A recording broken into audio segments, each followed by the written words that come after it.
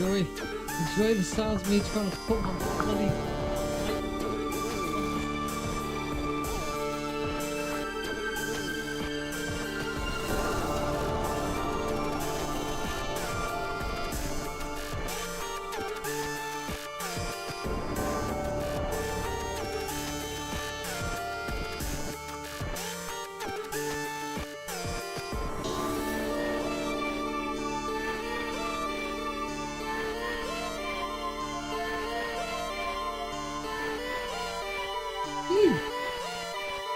Oh dear.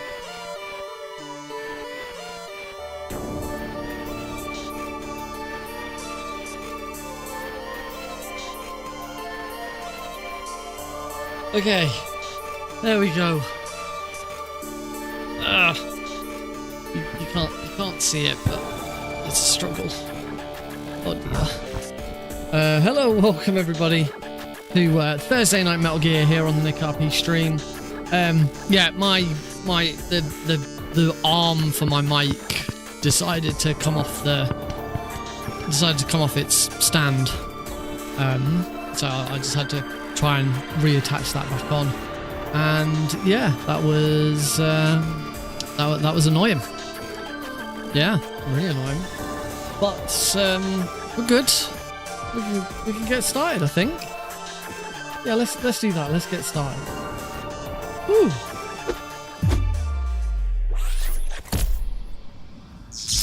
Heyo! Welcome to the stream, everybody. Hope you're all good.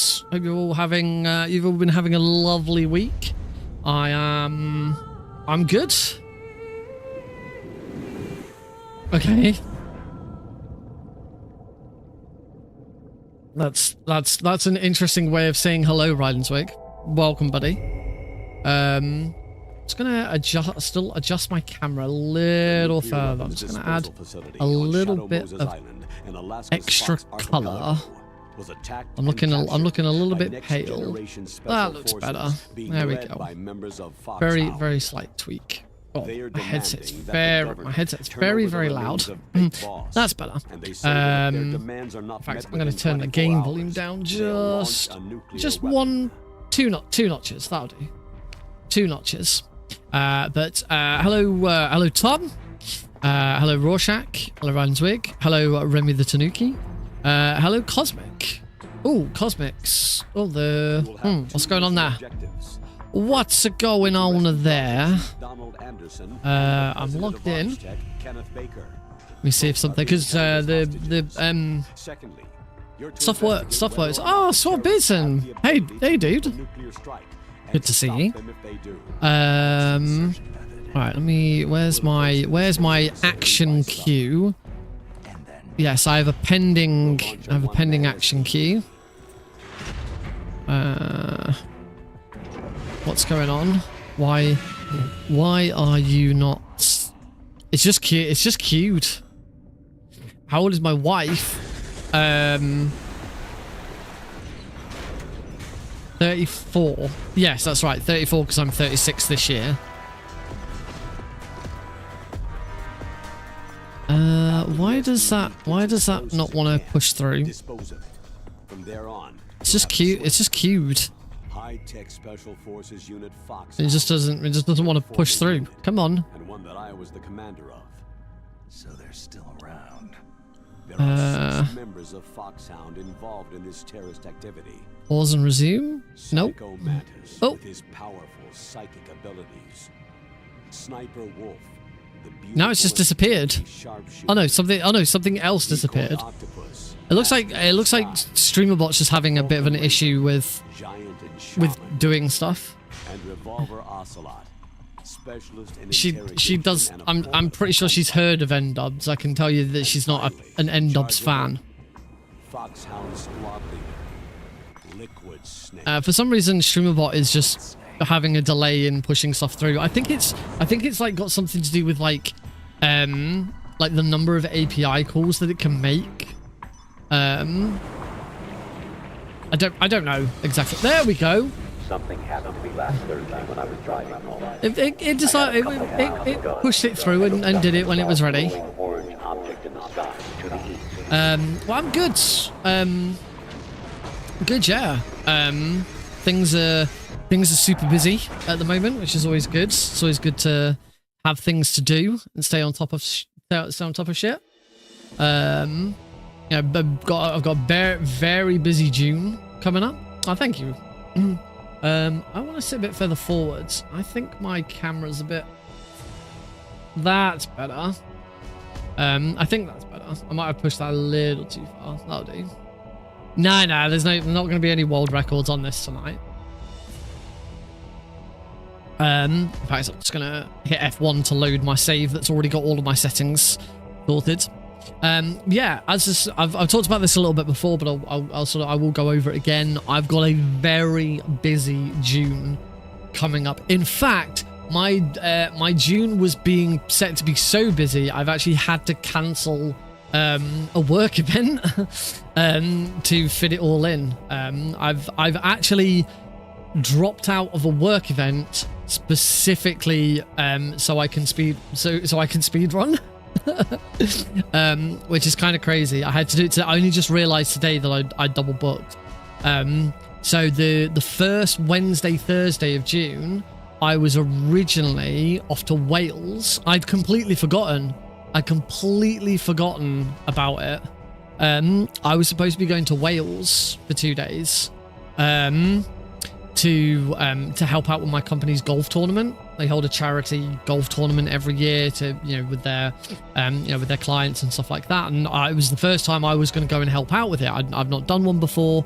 I was going to get to drive the beer beer buggy, but it was I'd be leaving Wednesday, coming back Friday, and I'd completely forgotten because usually when I do speedrun marathons, they're usually over the weekend. So I was thinking, I'll go Wednesday, come back Friday, I'll probably be home sort of midday Friday. So, there's not going to be any crossover of plans. Preventathon starts on Thursday. I'd completely missed the fact that these two events were both at that time.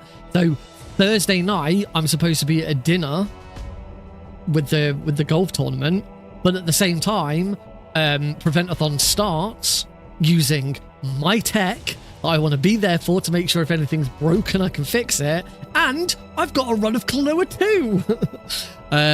So I actually wrote out a message to the rest of the staff team at Preventathon, and I was just about to hit enter to send it and say, look, this is the problem I've got. And I thought, you know what, no, this is the wrong choice.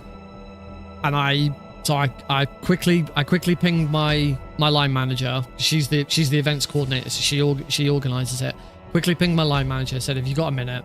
We had a quick chat, and I said, look, this is what's happened. Is it imperative? Because it was never like I was never forced to go. It was never you need to go to this. It was always, do you want to come? Because you've not done it before. It'd be good for you to see how stuff works. If you want to go, I was like, yeah, absolutely, I want to go. It's going to be a lot of fun. I get to drive a beer buggy. That'd be amazing. But this time round, I decided no. The right call here is to prioritize Preventathon. It's my first event as a staff member. As I say, they're using my tech as sort of the basis of the stream. It's not going to be running from my computer. It's going to be running from a server. So I'm going to pass it all over, and there's a lot of stuff to get done for that. But yeah, for once I said no. I'm gonna make the speed run come first, rather than work. So, and she's absolutely fine. My line manager's amazing. I'm gonna really miss her when she leaves at the end of June. But she's amazing, and she was like, yeah, it's not a problem. It's absolutely fine. Because she knows how important this stuff is to me, and and it is really important. There's, if something goes wrong on that Thursday, and no one can fix it, and I'm the only person who might be able to fix it, that's the whole marathon potentially jeopardized. And no, I don't want that on my shoulders. So yeah, that was a close call. I'm glad I spotted it now. So yeah, so then obviously first weekend of June is Preventathon. I'm running Klonoa 2. I'll be doing tech shifts throughout the whole throughout the whole marathon. And obviously, I'm doing lots of stuff behind the scenes.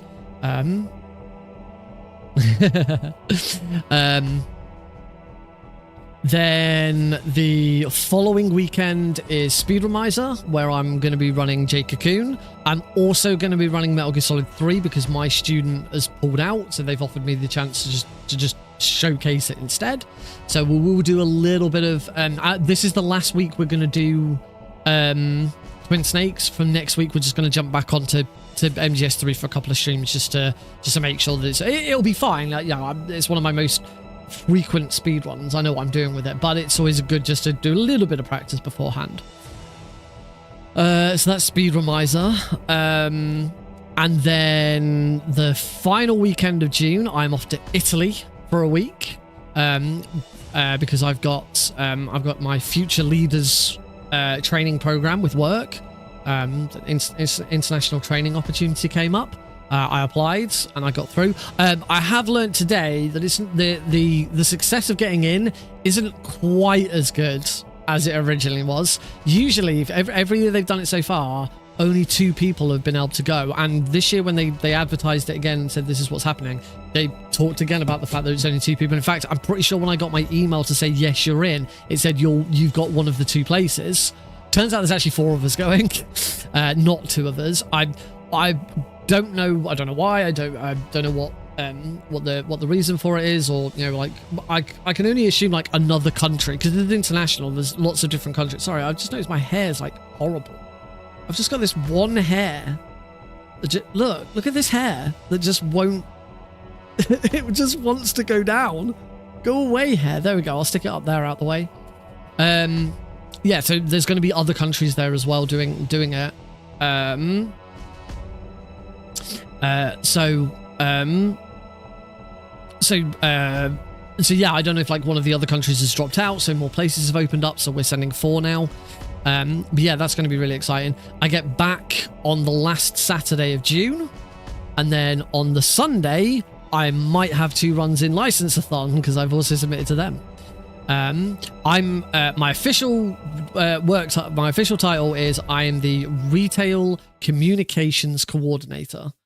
So I, as the job title suggests, I coordinate the communications. So there's a lot of internal communications work, a lot of external contacts with publishers to get advertisements and stuff into trade press. A lot of awards management. So we apply for a lot of industry awards, and we encourage our stores to apply for a lot of industry awards. So I manage that side of it. I track it. I do data analysis on stuff. I manage like the way that our website encourages new people to join the company and stuff like that. It's quite far removed from being a drug lord or a pimp. I'll be honest, it is. It's not too bad. Hopefully, the final bit of June, hopefully, I'm gonna find out whether I'm about to be promoted. I've again talked about. I've already mentioned it once. My immediate line manager is leaving towards the end of June. In fact, my line manager's last day, I'm in Italy. We're both really gutted that it's had to happen this way round. But like, there's no way of changing it, and there's nothing we'd want to do to change it. But yeah, she's leaving at the end of June, and I'm part of a bigger team. I'm part of a much bigger team. In fact, I'm part of a much bigger team that's then 2 smaller teams that's then lots of little teams in the middle of those. And my little team is just me and her. It's just we are the events and communications team. She's the events coordinator. I'm the communications coordinator, and that's our little team together. She line manages me. And my suggestion when I spoke to my director about the situation and her leaving, and he asked me what are your ambitions, what do you want to do. I said, well, it seems to me the most obvious solution here is keep the team as it is, hire someone new to take on the events coordination side of things, and let me line manage them, to just swap the managerial position over. He said he said he'll go away, think about it, and he's got, you know, various things with budgets and other stuff to work out for it. Said it would be it'll probably be about 3 weeks until I find out. Pretty sure that was 6 weeks ago. And I'm still waiting. I did have a chat with my line manager today, and she actually asked me first, do you know anything? I said, nope. I was kind of hoping that she might be coming into the meeting with something. So yeah, we're both going to actually give our director a prod and sort of say, what's going on?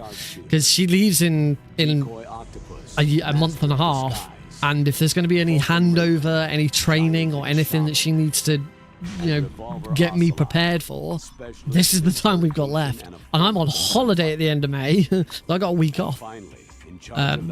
Yeah, so very, very busy June. It's but it's all very exciting stuff. It's not boring, it's not dull. I'll have just come back off a week of holiday. Me, Heidi and Alex are going to the Peak District for a week with Heidi's family. It's going to be a lot of fun. It's going to be very relaxing. Sounds like I'm going to get to try paddleboarding for the first time, which I've never done. So that's going to be cool. Yeah, that's a little bit about my life at the moment. Now that we're all caught up, let's get started with some Metal Gear Solid Twin Snakes speed running. Alrighty. Here we are, cheek to cheek, a couple of silver spoons. Hi, Agent 007. It's not gonna... If you come into my stream expecting world records, you're gonna be sadly disappointed. Unless it's on metal. If it was on metal, then yeah, there probably could be an... Well, maybe not. It's been quite a while. But yeah, let's get on, because I want to do... So no, I'm not going to be doing the Nikita skip. I don't think it's been written off. I think it's more just a case of for it to actually be a time save, like, it's gotta be perfect. It's for it to be enough of a time save. It's oh, thank you, dude. For it to be enough of a time save, it's gotta, you know, you gotta land it first time. There's a big risk that it dies and you have to take a death and try again. And even if you get it right first try, you've then got to make sure that Snake is getting down the corridor as quickly as possible. Which is it's a very, very weird mechanic. I do still have a save. If you've not seen this before, then I'll show it off. This is the new Nikita skip that was recently... It's been known about for a while, but it's only recently that it's been... oh, hey, Paul. It's only recently that it's been made consistent. I am on the Japanese version, which I find is a bit trickier to do it on, but we'll see what we could do. So we punch until Snake is starting to be electrocuted by the floor, but not actually triggered the electrocution. It's just an animation thing. We switch to the box, and then what we do is we take a step forwards, and on the very next frame after starting the input for moving forwards, open the item menu. Okay, that failed. So in that case, that was more like I opened the item menu at the same time. Let me. Oh, wrong button.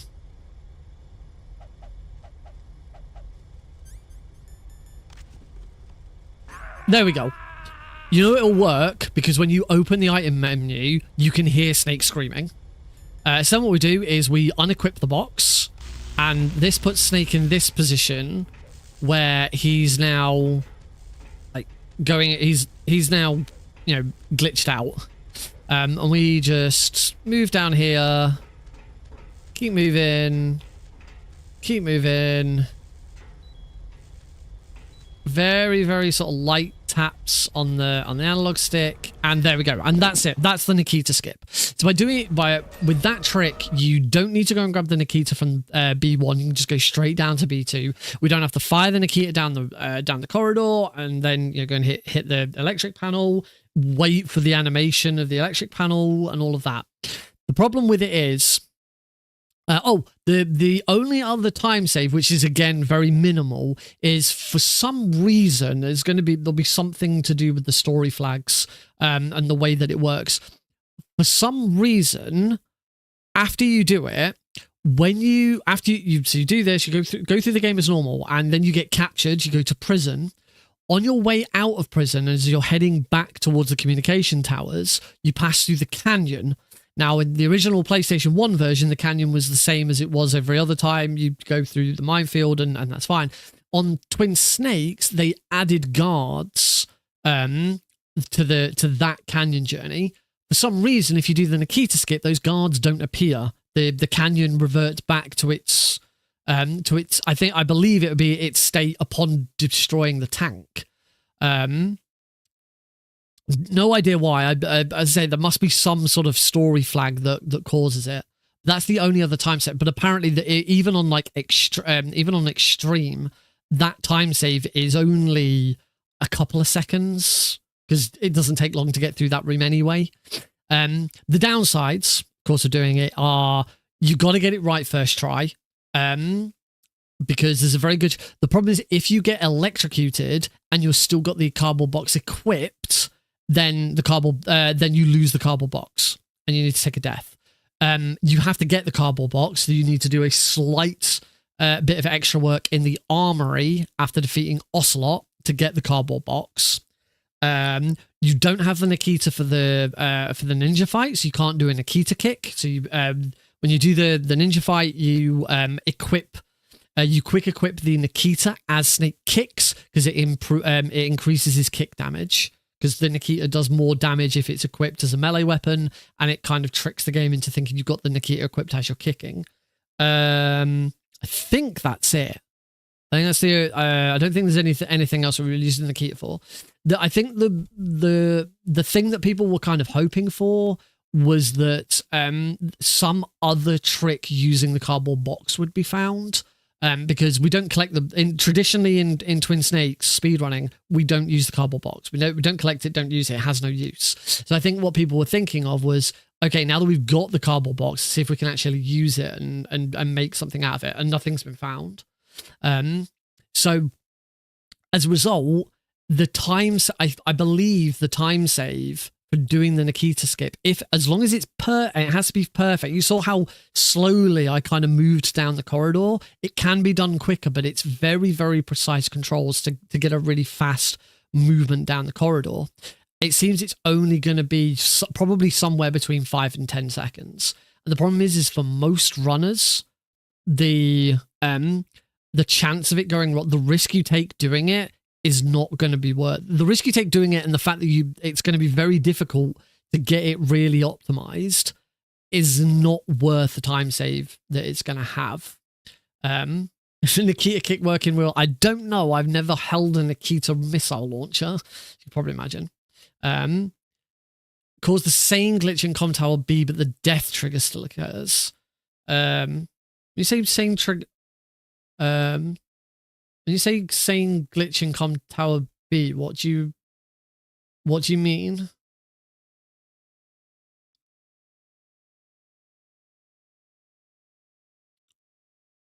I'll give it a minute. Like, what are you doing in Tower? What are you doing in Tower? I'm trying to think whether. Or are you talking about like the ladder glitch? Because I know ladder glitch does work in does work on the ladder in the cell, but there's again no use has been found for it. Yeah. At the end of right after Snake says "damn," why Snake can fall off and die. If you do the same trick with the box, Snake will hop like. Oh right, that's interesting. Oh, that's cool. But you still fall into the death plane and still die, so it's not helpful. That's a shame because that would have been a high D skip. That's twice in 2 years that we thought we might be close to a high D skip and it doesn't work, which is a real shame because everyone freaking hates the hind in this fight, in this version of the game. Anyway, let's go. I'm gonna take my shirt off. Just the shirt, not the t-shirt. I can take just the outer shirt off because it's getting a bit warm. But it does reveal that I am wearing my Metal Gear Solid 1 t-shirt today. Woo! No, Ryan Swing, it's not that one.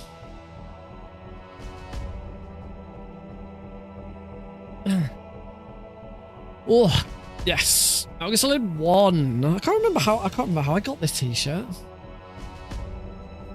But let's get started. I want to try and get 3 runs done today. So we are on any percent very easy. There is no very easy difficulty on the Japanese version of the game, which I'm playing the Japanese version because it's slightly faster on very easy. But very easy is easy on the Japanese version. You notice there's a very hard difficulty on the Japanese version that doesn't exist on the European and US versions because that's equivalent to hard. All of the difficulties are bumped. The only difficulty that is named the same on both versions is extreme, which apparently I don't have a save to load on here. So Japanese easy, US very easy, radar type off. 3, 2, 1. Start. Thank you, Snake. I wear large.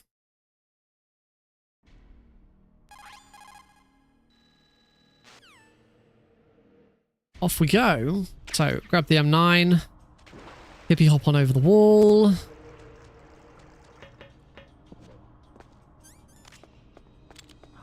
Shoot this guy. Run around him. Open the locker. Grab some stun grenades. Equip those stun grenades. I'm going to Prozac skip through the elevator. Thus skipping the opening and immediately save. Oh no, not saving any time because I do have we did get a new PB last Thursday. It's like, but it was only like 12 seconds when the time save was like a minute and a half. So it's not going to be like instant time saves this run.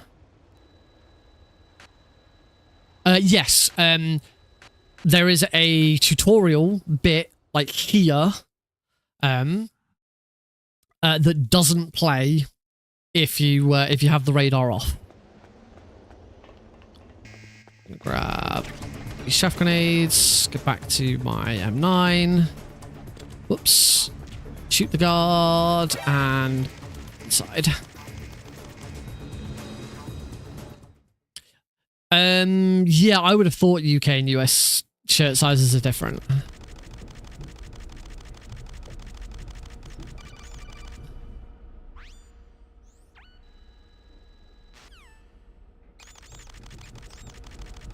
Yeah, even though we skip that cutscene, I think it's about 7 seconds it takes because of the loading time and the cutscene skipping. It's something like 7 seconds. The only disadvantage you get from it, really, is that it would kind of be helpful during the Hindy fight, but that's kind of it. I deliberately take the time loss if I'm doing all dog tags. And if I'm doing extreme, because you don't have to have the radar disabled for big boss rank on extreme.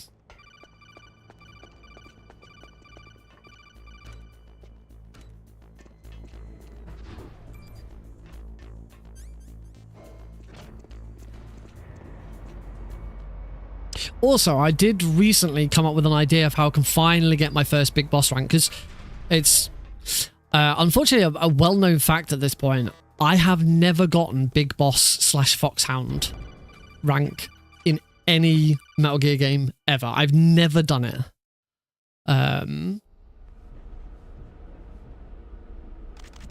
Because I'm bad.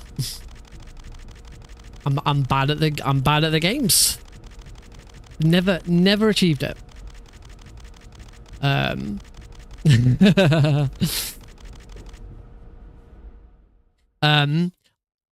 I've tried, well, as far as speedrunning is concerned, I've tried 1 and I've tried Twin Snakes, and I've tried like Snake Eater like over and over and over and over again. Have, however, discovered what the easiest version is. Oh, and I've tried Metal Gear 1 Tried Big Boss in Metal Gear 1. Didn't get anywhere. The easiest way of getting a Big Boss rank is actually to play the original Japanese version of Metal Gear Solid 1. Right, we want to... That might be too... There, yeah, that was too early. That's better. Yeah, the original Japanese version of Metal Gear Solid 1 didn't have any difficulty settings. It had like settings for... It had like settings for like whether you have the radar on and stuff like that. But there was just one difficulty, and it's the equivalent of easy. So as long as you just play the game. I hope I was about to say, I hope one of these drops some ammo.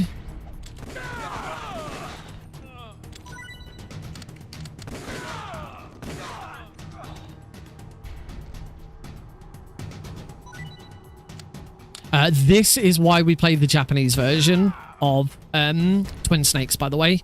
Just this fight. As you can see, it doesn't matter where I hit these guards. They get killed in one hit, no matter where I shoot them.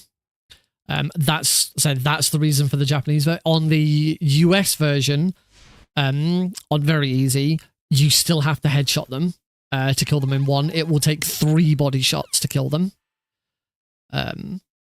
And it's only really it's any standard guard in the game. So things like the bridge guard, the walkway guards between the 2 communications towers, they don't count. That you still need a headshot. I'm not sure about the cargo elevator actually.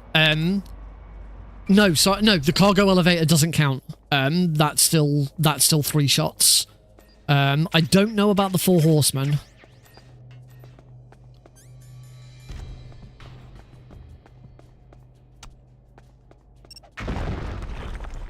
Yeah, the cargo elevator I still blast anyway because I find it easier to just blast rather than try and get headshots. You're boned. Why are you boned? Are you saying did you actually mean to say bored? Anyway, Ocelot. 1, 2, 3. 1, 2, 3. There we go. Beautiful. Nice, fast Ocelot fight. Don't know why that says I'm 11 seconds behind my previous best. That must be a problem there. Oh, happy dude. You've opened a can of worms.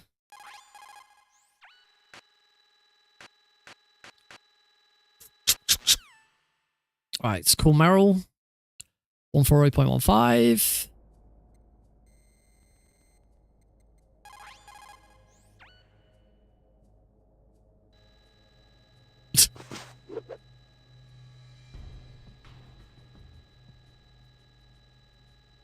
Oh shit. Nice.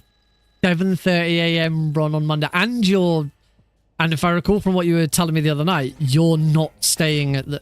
No, you are. No, sorry, you are staying at the hotel that it's at. So at least you ain't got far to go.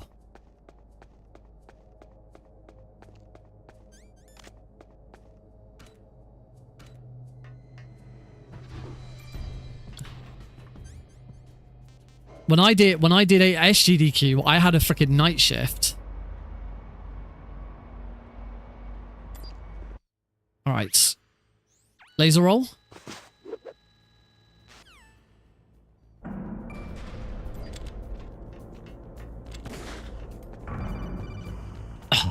The roll was too slow. Bad times.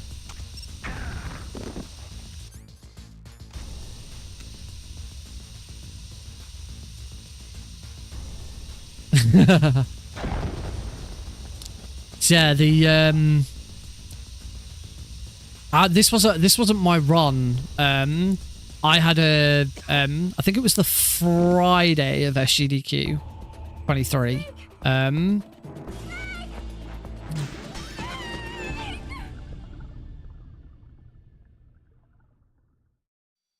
1, 2, 3. run forwards to here, shoot, go through. Anyway, what was I saying? Yeah, I was hosting.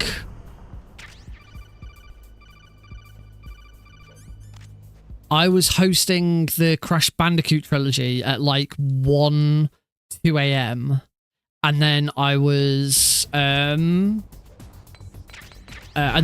commentating for Klonoa Daughter Phantomile at like 6 a.m. something like that. Whoa! Oh, damn it! I forgot to actually throw a chuff grenade. Might be restarting this run already.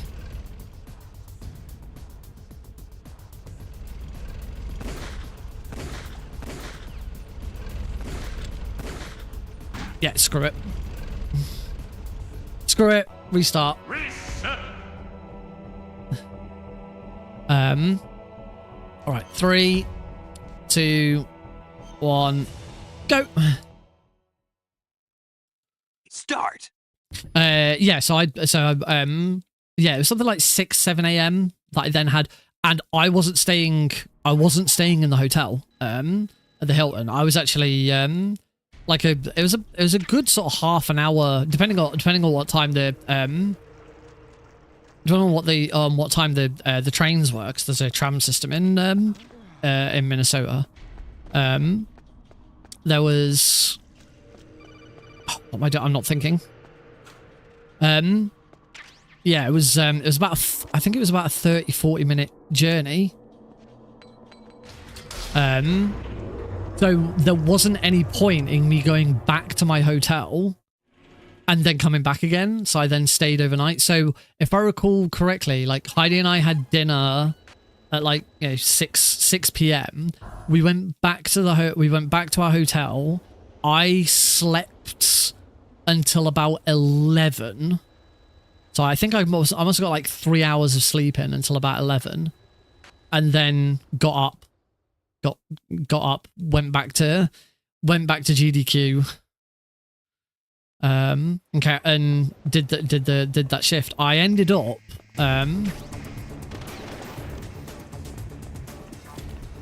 for shoots. I ended up in the practice. No, not in the practice room. In the computer room. At like 4 a.m. playing Teamfight Tactics, because there were a load of PCs there that you could just go on and play. They all had League of Legends installed. So I just logged in and played some TFT.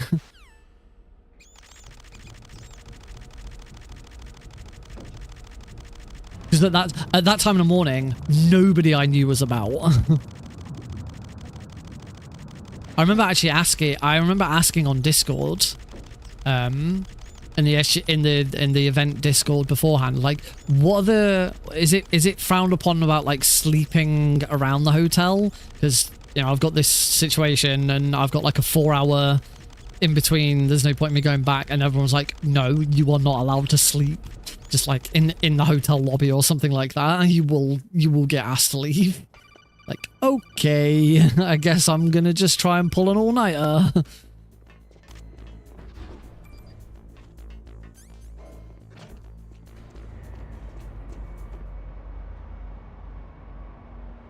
Which I've done, I've done all-nighters before anyway. I mean, it wasn't quite an all-nighter. I did still get some sleep. Probably not as bad as the day I got to GDQ. So I got there because I was hosting. I hosted. I was the opening host. I hosted the opening block. So I still needed to get my host orientation done. So Heidi and I, from the UK, playing from London to Chicago, playing from Chicago to Minnesota, to Minneapolis, and then the train from Minneapolis airport to our hotel, and then I had to get the train from our hotel to GDQ to get to my host orientation. So the host orientation started at 10 o'clock in the evening. as I said, I kind of I had to do it. That should be good. Yeah. I had to do it because I was the first host. There wasn't going to be another orientation in time. So I kind of had to do it. But you might think, oh, 10 p.m.'s not that bad. Surely you were fine. Except for the fact that I've been on a plane all day and I'd been from a 5-hour different time zone. So yeah, it was 10 p.m. for everyone else. It was 3 o'clock in the morning according to my time, according to my clock.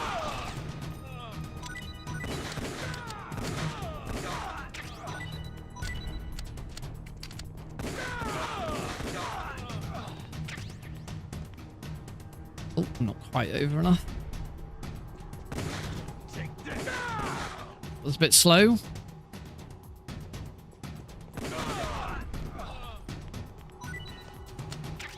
So yeah, that was I genuinely think. Oh, nice goal sweat. I do genuinely think that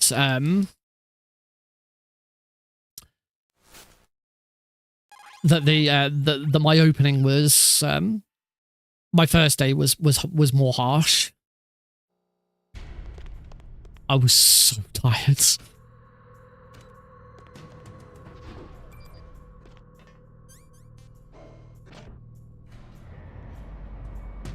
Still does make me wonder why did they think they'd let the guy from the UK do the opening block? Oh yeah, he'll have just travelled all the way over from the UK. It'd be 5 hours time distance and horrendously jet lagged. Let's give him the opening.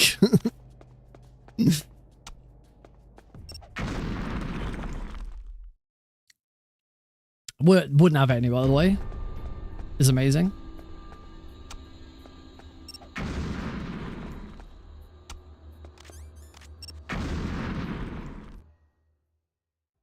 I haven't done any hosting in ages. I really should do another hosting block for something at some point. Hiding won't help you. Two. There we go. That was really bad. My Ocelot's getting worse. Easiest boss fight in the run, and I'm getting worse at it. Pretty sure the last thing I hosted for was Preventathon 4 last year. Because I had a couple of host shifts and I had a couple of tech shifts. And my my in-laws were over that weekend as well.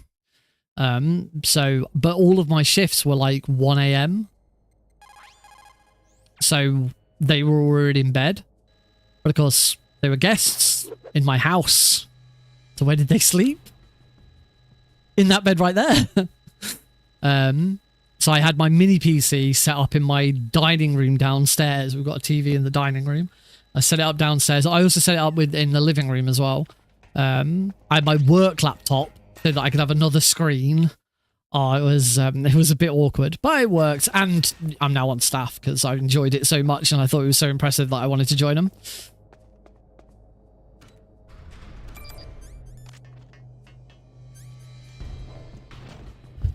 And now I'm cancelling work events so that I can do Preventathon stuff. Right, come on, let's get it right this time.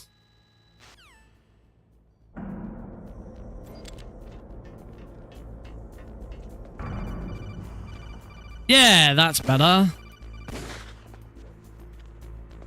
Lovely. That's much more like it. Laser roll. Right, so grab that chaff grenade and whoop. Right, let's remember to throw that chaff grenade this time, because that's kind of what went wrong last time. There we go.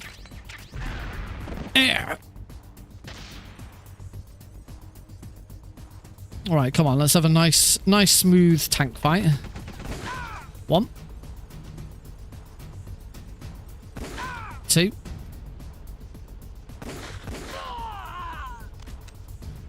3. Most important shot of the fight. Got him. Move over to the left. Forces him to have to turn so I don't get shot again. Wonderful. Pretty much spot on. Could not have done... Apparently, I could have done that 1/3 of a second faster. According to my PB. According to my best splits, I should say.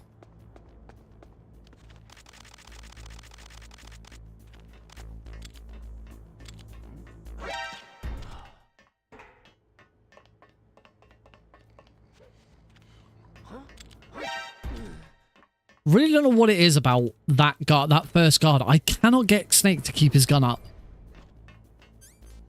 Okay, so we are heading down to B1. We are not doing the Nikita skip.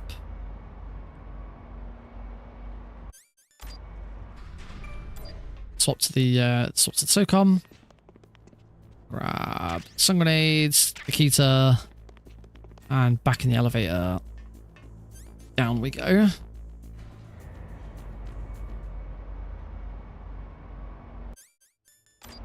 Equip the Nikita.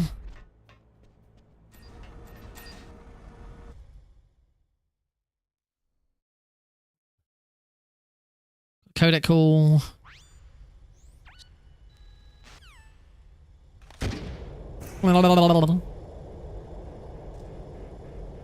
That's the other disadvantage of the Nikita skip. You don't get to fire a Nikita and go with the right analog stick.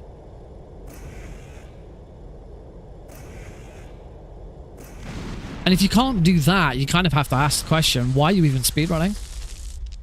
If you can't go first person in a remote control missile, make it the camera wiggle about and go blah blah blah blah blah blah. I don't know why you'd want to speedrun this game.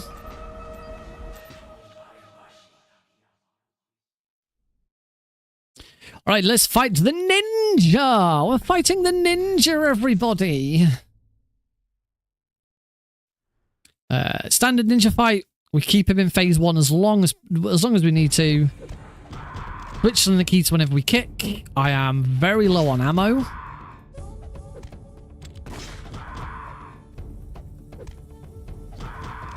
So it doesn't help that I did an extra shot on him.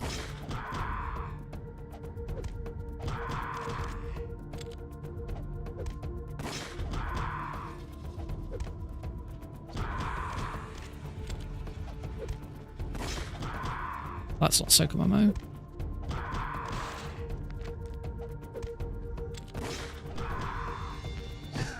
Whoops. Let him jump. Cool, I'm good.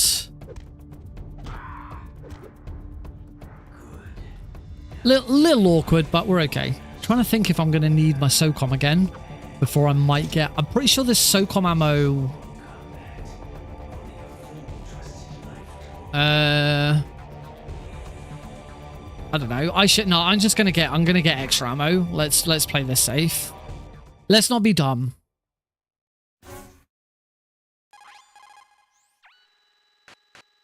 We are treated to the longest set of codecs and cutscenes the game has to offer. Look at him. Look at him chatting. Big old chin wag. Snake and Otacon only just met. Already talking about Meryl's butt. Have you ever had that? Have you ever had a relationship that, like, you know, just straight out of the bat, women's bums, let's chat. There we go. Here's the conversation about Meryl's bum.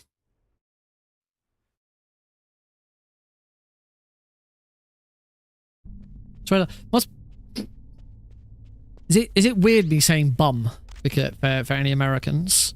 Like, why does he keep saying bum? Butt. Bum. Bum's a much nicer word than butt. Much softer sounding sound. Bum bum bum, and you can do that as well. Bum bum bum bum. I've gone off a very weird tangent.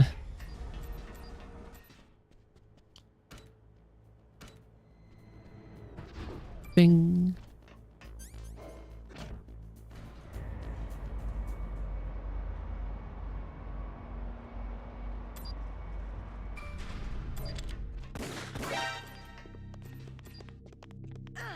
Whoops. Let's time loss. Only very slight time loss. Believe, if I recall correctly, very easy is the only difficulty where you can do that. You can distract her with a shot. I know on normal you can't. I'm pretty sure you can't on easy. Because the other guard hears the shot as well and you just take an alert. Which is obviously a bad thing. You don't want that. Gonna roll into Meryl. That is the fastest way of getting into that room. Just immediately rolling into her. There's no error there.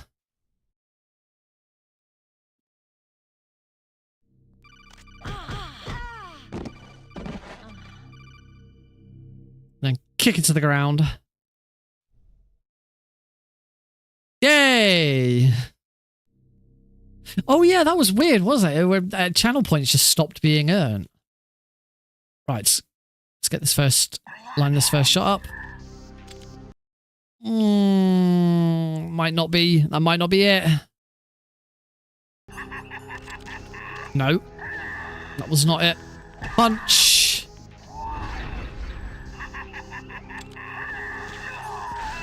That was not a headshot. Oh, wow. Ugh.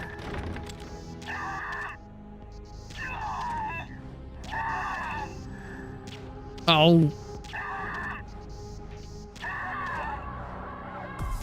There we go. Okay, we're on track for the Meryl flop.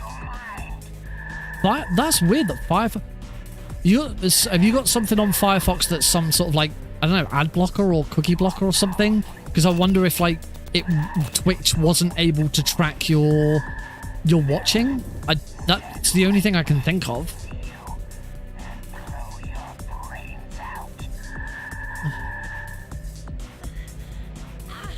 Stop. Meryl. Good shot. Why? Yeah, fast dialogue.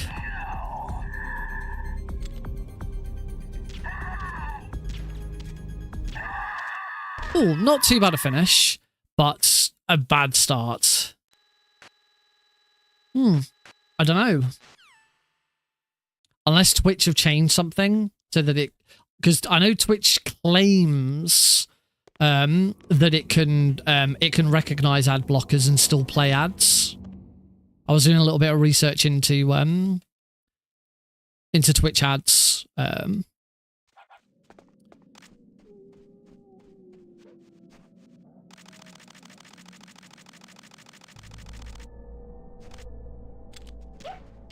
All right, am I going to get hit by a dog?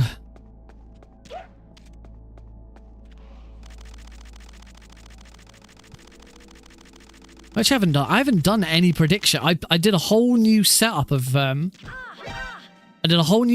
prediction stuff on for the channel. I haven't used it at all.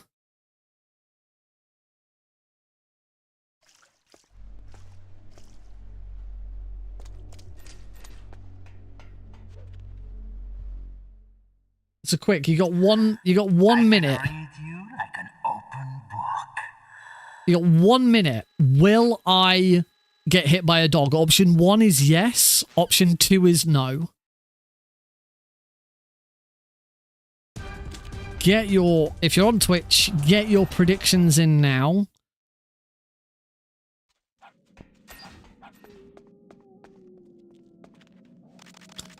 Because, you know, we're gonna wait for me to go through the second one to see if I get hit by a dog or not.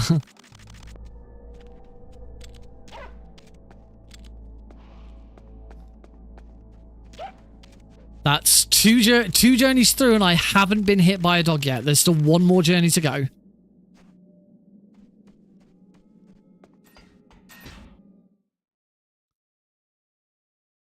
I need to add hit by a dog as one of our standard predictions.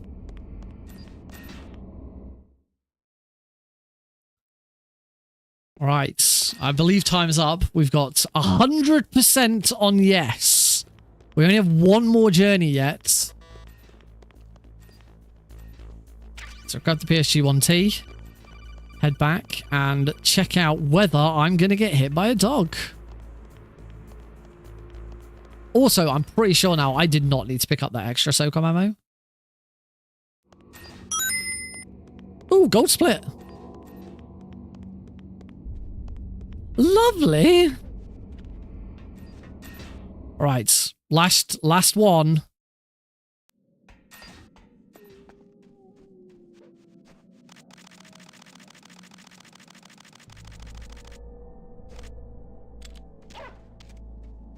First dog passed. And that is a big fat no.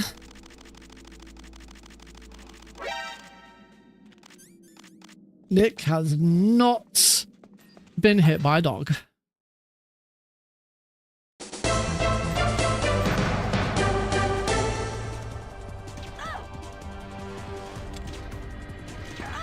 Oh, I got a body shot in.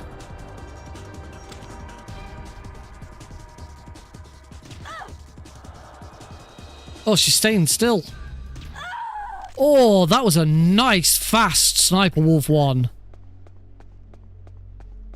She was pretty good to me there.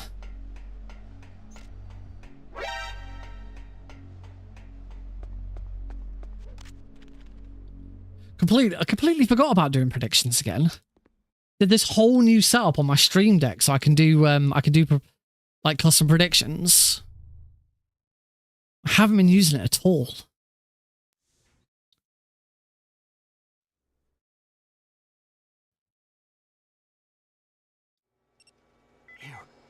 You win. What else can we predict? We got PB. We could do a PB prediction.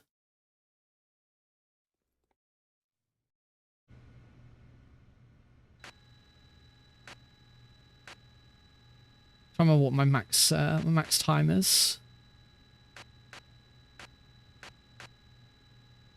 30 minutes. Nah, I don't like that idea. 10 minutes. You got 10 minutes. I can read you like an open book. Will I get a PB this run? This is the one I should be using like all the time. Only problem I've got is the chat bot. The chat window that streamer bot I have on OBS through StreamBot. The prediction completed doesn't automatically disappear. It's now just sat there. So I still have to go over and get rid of it. Otherwise I can't read the freaking chat. That's really irritating. Hey. Shut up in there, will ya? Hey. Yeah, you got 10 minutes to decide whether this run is PB worthy or not. Shut up in there, will ya? Keep in mind, there's a couple of things to keep in mind, that my current PB is only from last week. And the only reason it was a PB was because I hadn't got a VE run, very easy run, with Prozac Skips in it. Because apparently I never came back to the very easy on emulator and did a Prozac Skip run. This is what we discovered whilst I was, trying to do runs with Nikita Skip. Like, oh, there's a 1 minute 40-second time save on the first split. Hey, I'm here. Where?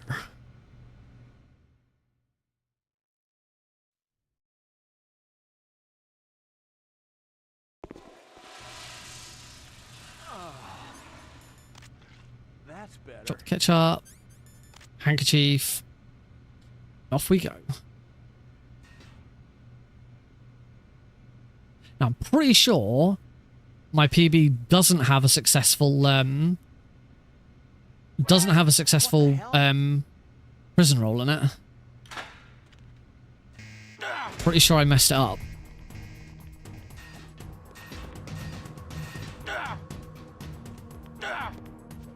Oh, and this one is going to be no different.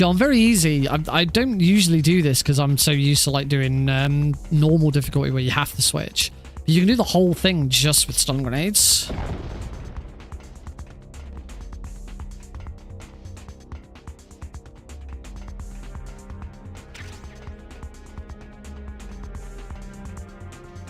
Don't need to swap to your M9, which is really handy if you're like low on M9 ammo. You don't need to go out your way to get more. There's only one really good location to get more M9 ammo, and that's just before you go into the communication tower. Just before you do the disc swap, you run up the little stairs to where you were fighting, to where Wolf was when you were fighting her. And there's some M9 ammo up there. It's the only kind of good location to grab some more. And obviously that's not a good location. It's not like a side step or anything. It's going up and down a flight of stairs. It's not good.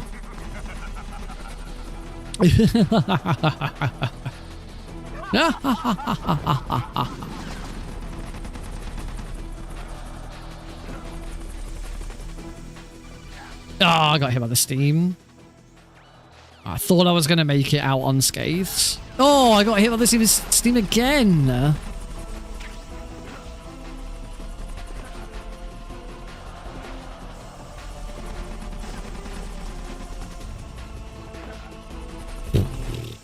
That was terrible because I got, like I said, I got hit by the steam again. I lost 8 seconds on that.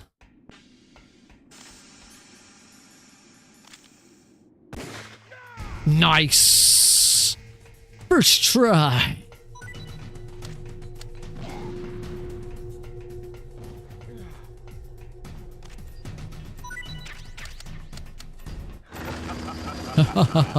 He loves a good laugh, doesn't he? He's a bit of a laugh, isn't he?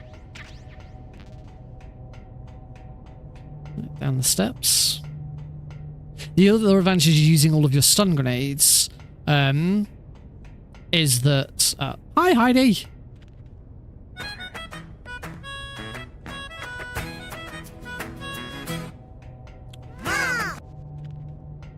Woo!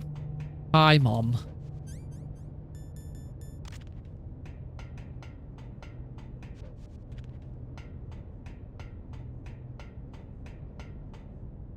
Alex's mom, not my mom. Also, I do believe that maybe for the first time ever, the prediction has now closed on whether I get a PB. Nobody's voted. Nobody cares if I PB or not.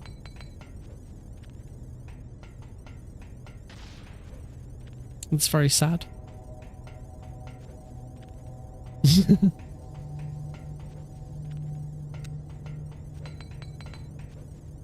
Maybe it's because it's so close. Yay! Heidi won a squash match.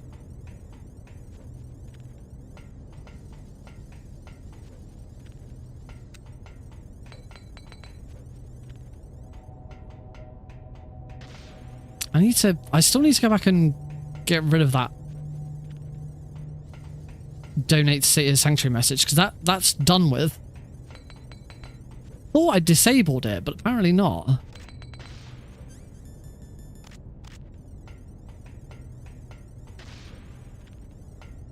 Okay, I threw in an extra chaff grenade there because there was no need to keep them.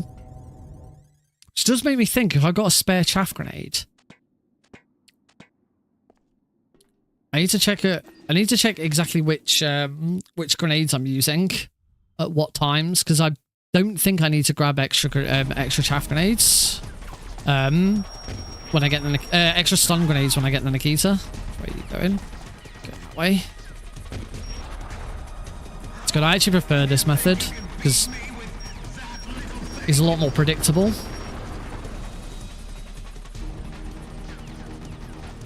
Now he's going to go over to that corner. Now he's going to come to here.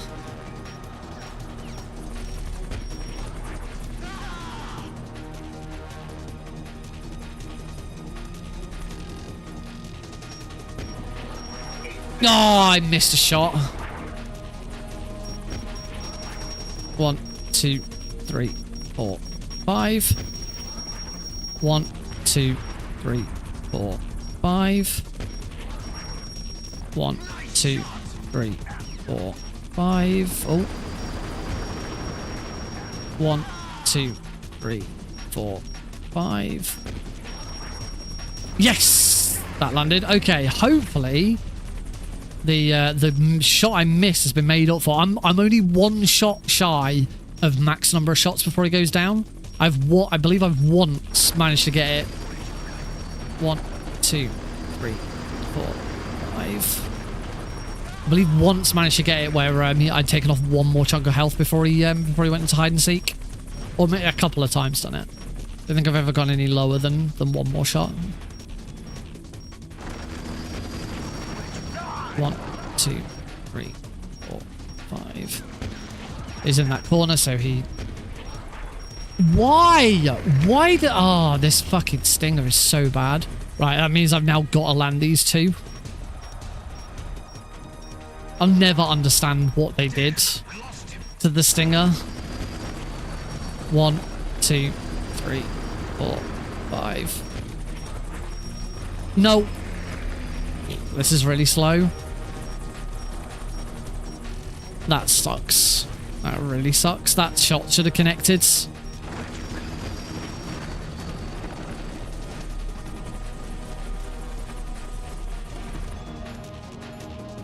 Wrong way. You can already see I'm losing a load of time now.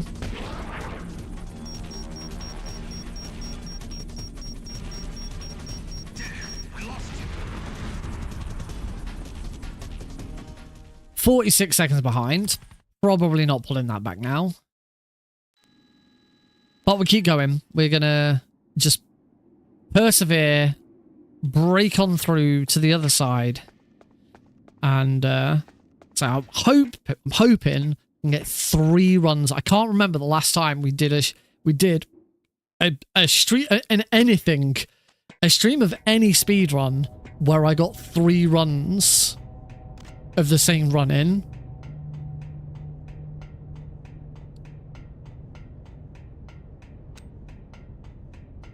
And throw. I think I threw that slightly too early. Yes, I did.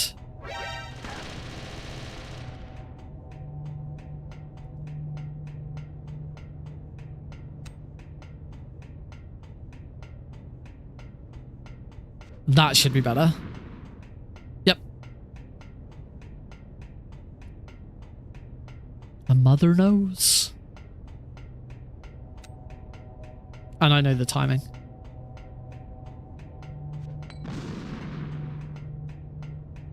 Gotcha.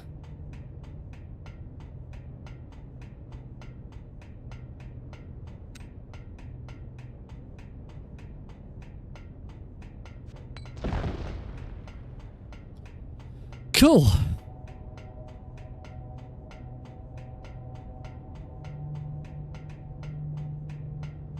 Oh.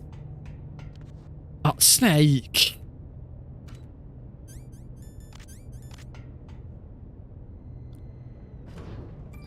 Really dumb little time losses.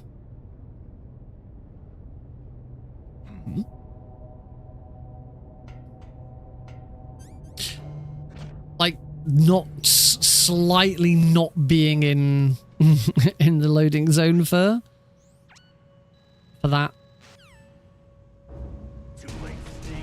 Now die. Boing.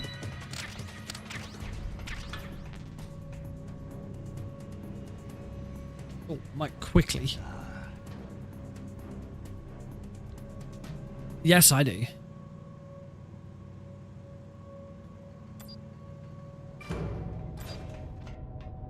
Off we go.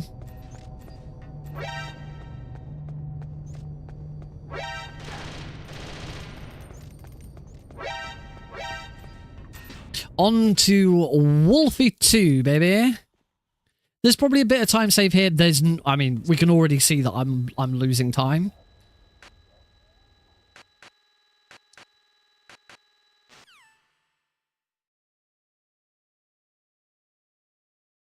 Oh, I'm mashing again. I don't really know why. Oh, she's turned around.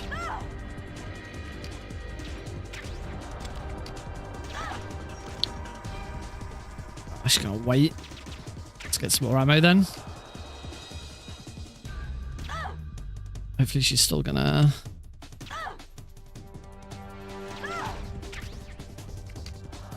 And she's waiting again. Oh, she's being mean.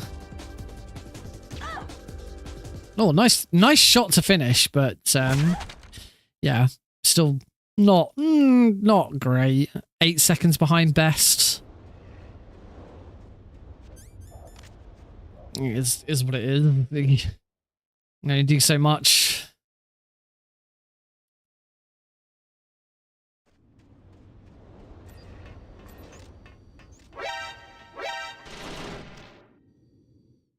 Down we go. Hey, DJ Fatso. Welcome.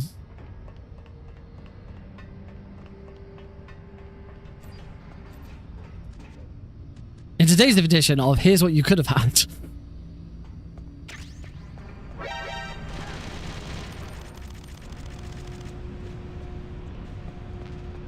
Yes, chat, please welcome DJ Fatso, one of the organisers of Speedrumizer.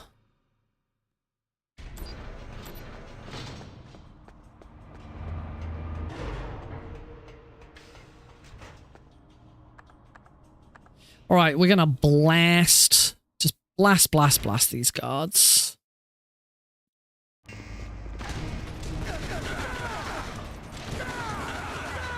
There we go. Guards blasted.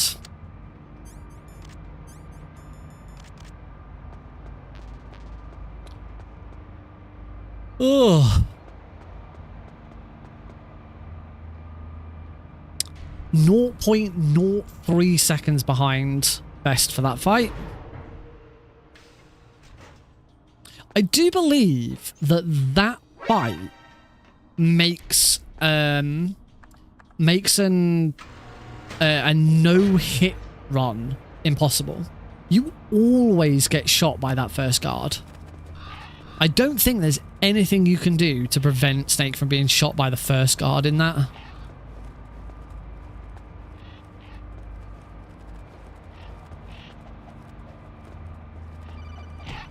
Yeah, punched a bit.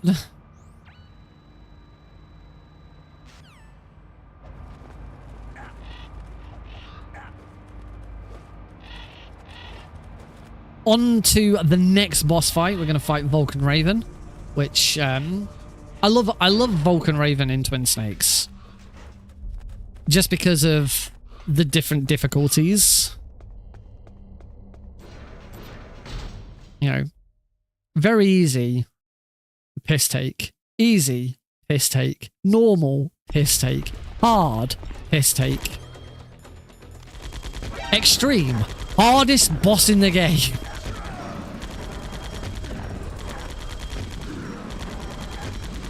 Oh.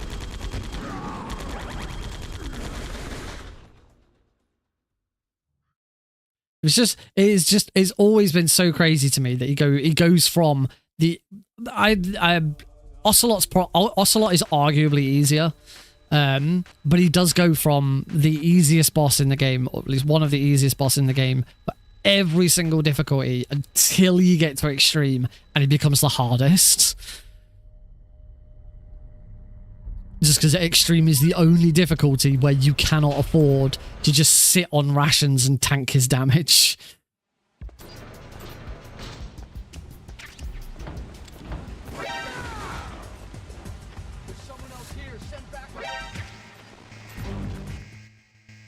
Burr, burr. My Riot client has just popped up. Riot, what do you want? I'm not trying to play League of Legends right now. Call Otacon, call him 3 times. Prevents him from calling us and us having to open and close the codec every time. Just gonna see what that... Just the Riot client just opened, did a load and then closed again. No idea why.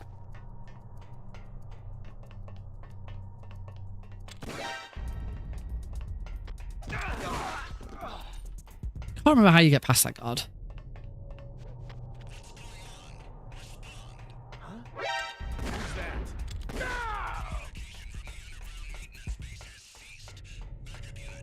I know how, I can remember how to do it on normal difficulty. Normal difficulty, he's in a different position. You just roll into him on the left and he gets knocked over the fence. I'm sure for very easy there's something where you like shoot halfway up the stairs, which causes him to turn around and stop in place. Which then means you can shoot him and he hops over the fence.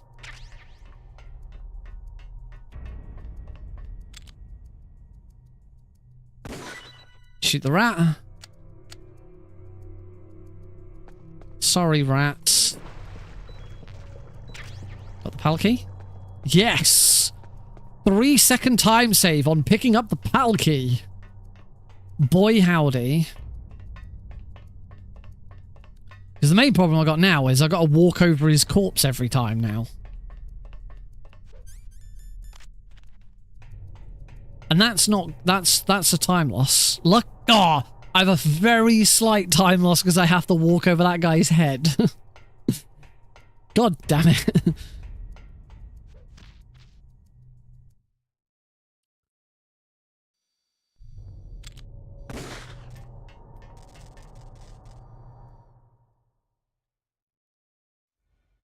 Smash, smash, smash, smash, smash.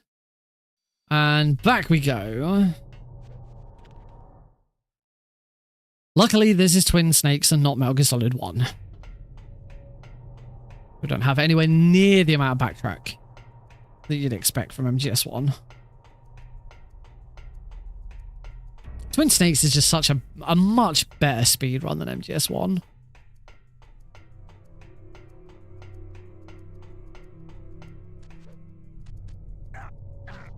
Oh, I didn't think I was going to grab that then. I was a little worried.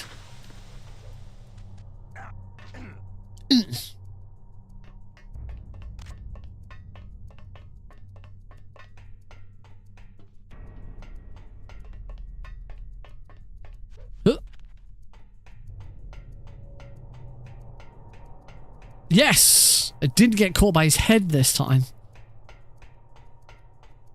Thank you, man, for not having such a big head. And on to the second PAL key.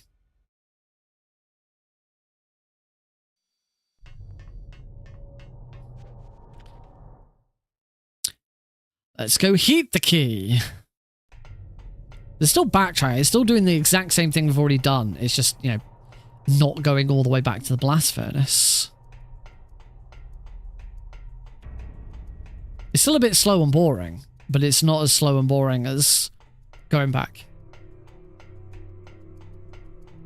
Physical copies come down in price? That's news.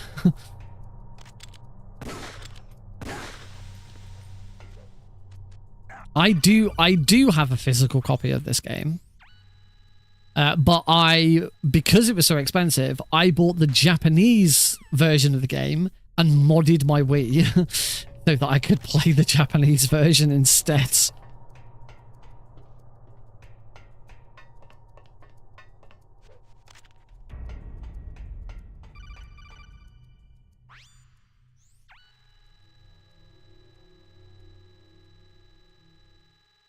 That is better.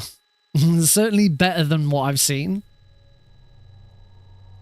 In my defense, because I'm obviously UK, Europe, because the European version only runs at 50 FPS, I would have had to mod my Wii anyway, either to Japan or the US so that I could run it in 60 FPS. So it didn't really make a difference whether I bought the Japanese version or the US version. But the Japanese version was still cheaper.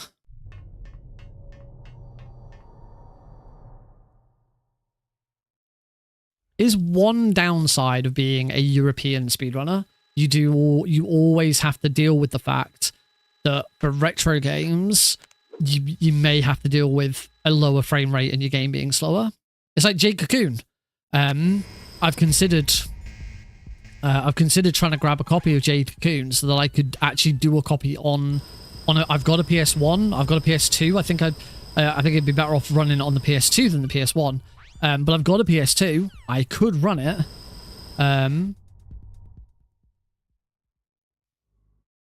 But the PAL version does run slower. And apparently the Hunter's Warp is more difficult to do. I'm going to run over here. I remember I messed up my positioning last time. I think I'm in the wrong position now. Oh, yeah, I am in the wrong position now. I still hit it. It's because it's supposed to be there.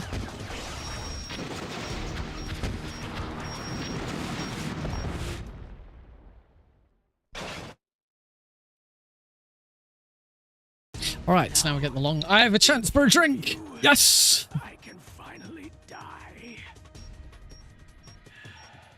After Zanzibar land, I was taken from the battle, neither truly alive. So yeah, I've kind of given up on the idea of doing Jade Cocoon on original hardware as a result.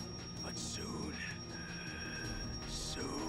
it will finally end.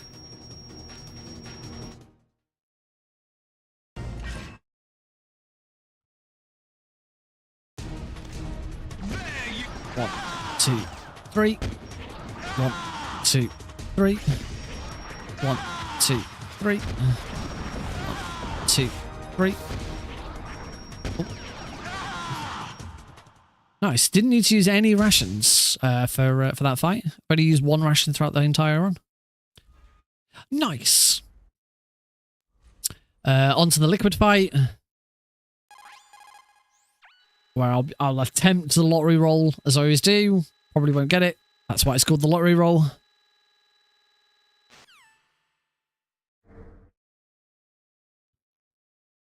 We'll do the chunk first. Chunk. Nice chunk of damage there. Stand here. Give ourselves 2 attempts at the lottery roll. Liquid. What? You up into the corner, please. Ow. No, liquid. Corner. Thank you. That was not it. I still have 1 more chance. Into the corner. Nah, I knew the angle for that was bad.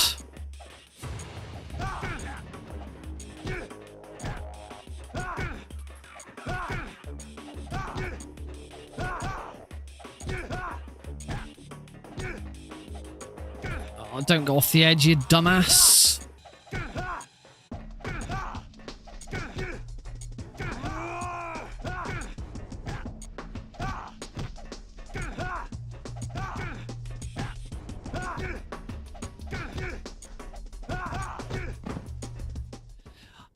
Apparently better than my PB, but still not great. So a lottery roll is obviously the big clinch with that fight, but you know, it's almost pixel perfect. Oh wait, no. We don't do that anymore. I'll take the wheel. Right, should we start up the prediction again? Will I get a PB? Wonder if there might be a few more people who would vote in this one.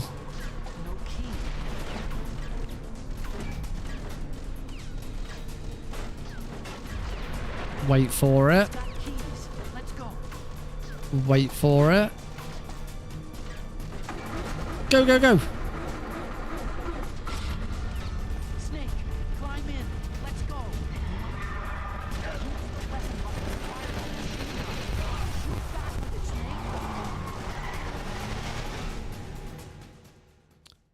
And we're off. Our first bit of lining up done.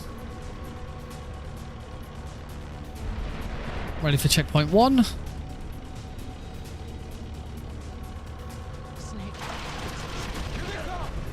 Oh. That was not good RNG on being shot. Do something about them. It's all them with you, Otacon.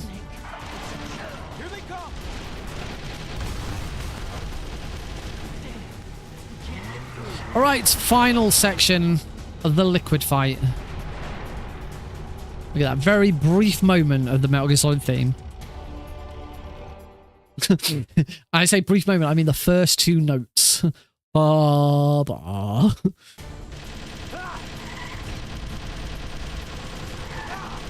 Nice.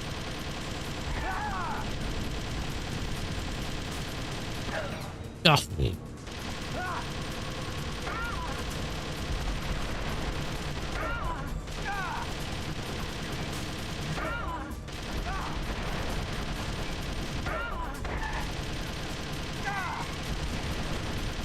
Right.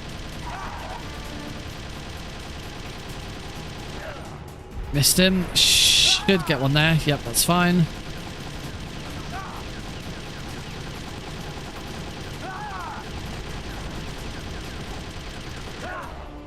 Ba ba ba ba ba ba ba ba ba. And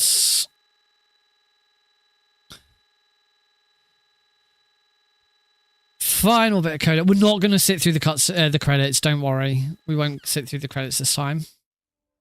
But the run will end in 5, 4, 3, 2, 1. Time.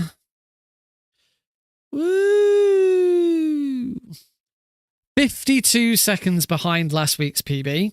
And as you know, it's mostly down to boss fights. Hindy was not good at all. In fact, it really is kind of Mantis and the Hindy. Little bits of time loss elsewhere as well. But we'll do another run. And I'll say one thing I'm going to change. I'm going to do I'm going to do the safer version of the prison roll. In fact, if I've got, I did get a couple of gold splits though. If I've got a save state for the prison roll, I haven't actually done the safer version of the prison roll in quite some time. Come back to me. So where's my capture card? My capture card should still be in the background saying no video when that disappears. I'm not quite sure where that's gone.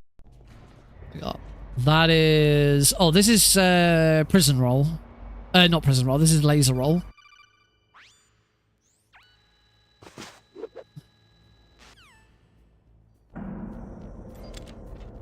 If I was like proper pushing for records and stuff, I'd attempt it every time. Mostly, I knew that was too slow. Mostly because I used to be super consistent at it. Like back when I was like consistently running Twin Snakes. Basically, back when I got Twin Snakes into GDQ, and I was only playing Twin Snakes, I got really consistent at it. So if I got back to that point, then yeah, I'd do it every single time. I should think this is Ninja. Yep. State 5, this is going to be Mantis. Here we go. Oh, this has gone a bit wrong. I'm going to start that one again. So let's just try this again.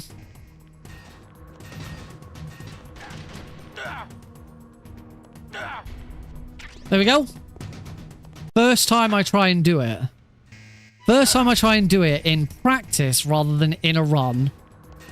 First try. Oh, that was bad.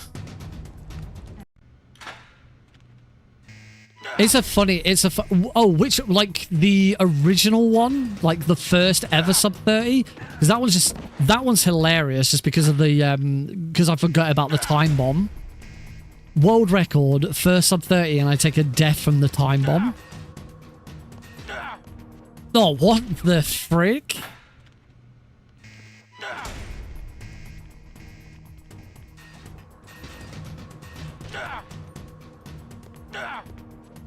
There we go. That's how it's supposed to go. But here's the safer method.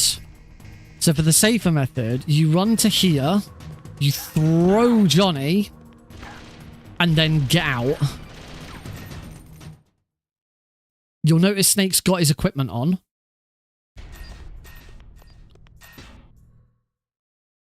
Because the game doesn't expect you to have done this. Go back inside, grab your equipment, and you can hear Johnny has reset.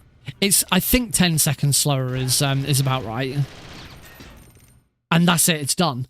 It's a much safer method. As I say, yeah, 10 seconds slower sounds about right, but it's like 40 seconds faster than failing the prison roll. You can tell that it's worked because the gun turrets aren't here. If you exit here and you haven't got it to work, there'll be gun turrets in this room. You can, and Beardson and I made a bingo option for it. You can actually just leave the room and not grab your stuff. You don't. However, you then have all of those weapons will respawn in their original locations. So you have to go and get them again. So like you run back into here and the SOCOM would be back there and you grab that. At the moment, I think I definitely want to take the safer strat. Right, we're going to go for a very quick break so I can have a pee. And also so I can turn off... plus well, actually, the other message is about following me on Twitter, which I don't want you to do. I don't want you to follow me on Twitter. I don't want anyone to use Twitter. So yeah, I'm going to turn those off completely. Or maybe edit them so it's just the one of them. But yeah, we'll be... And then I'm going to go for a pee. And then we're going to do run number 2. So I'll see you all in a few minutes.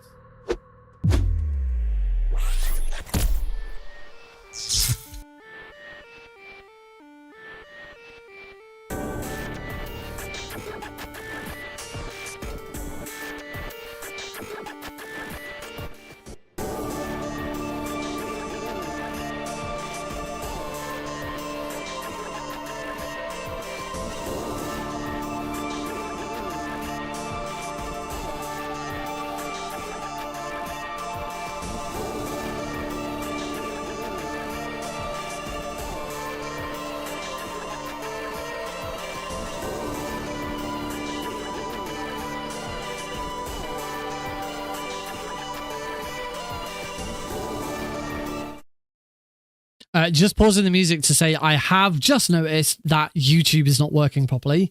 So yes, I apologize to Rydenswig and anyone else watching on YouTube that I've not responded to any of your messages. I haven't seen any of them. So I'm going to fix that during the break as well. See you soon.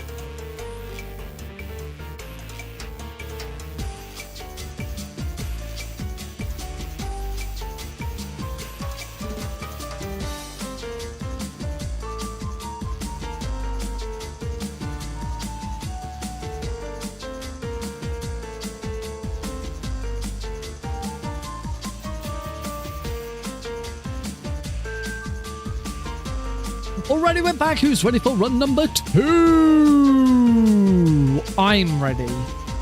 And that's the most important person to be ready.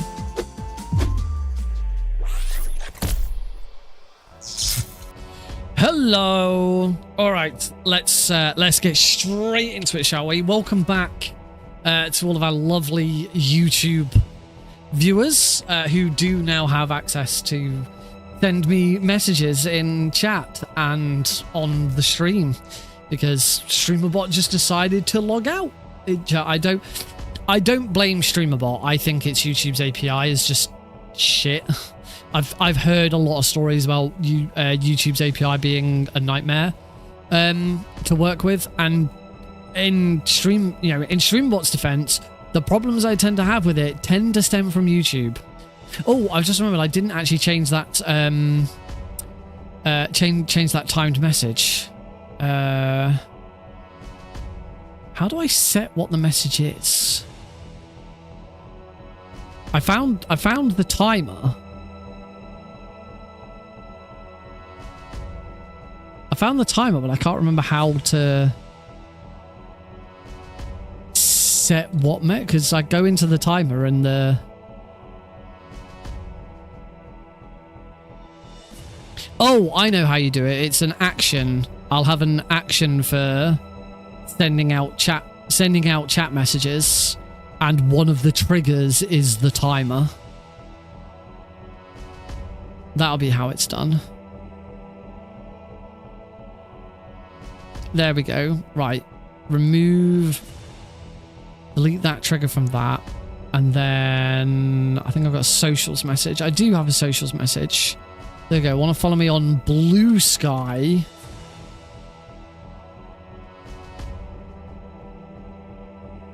Watch me on Twitch or join the Discord server.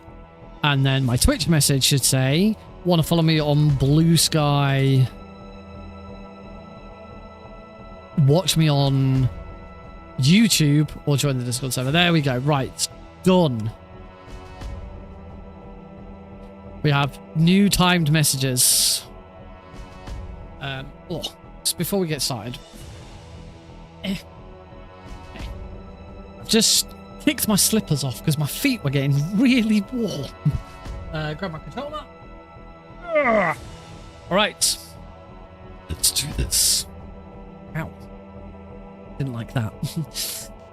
New game. Very easy.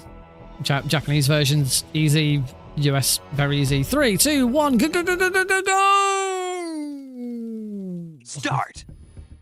Thank you, Snake. Genuinely, thank you, Snake.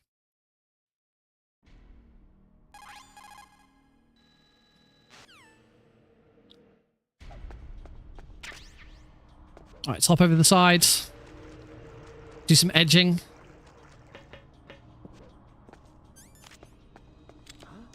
Shoot that guard. Move my mouse out of the way of my view. Grab some stun grenades. And we're in. Lovely.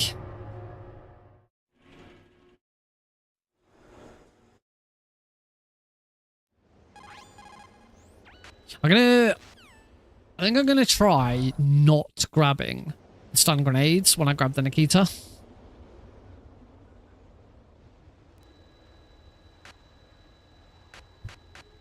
So I think by using chaff grenades to do the second Prozac skip, I don't need the stun grenades. Let's grab these chaff grenades. Shoot that guy. And rim. Nice. Smash, smash, smash, smash, smash, smash, smash, smash, smash, smash, smash, smash, smash, smash.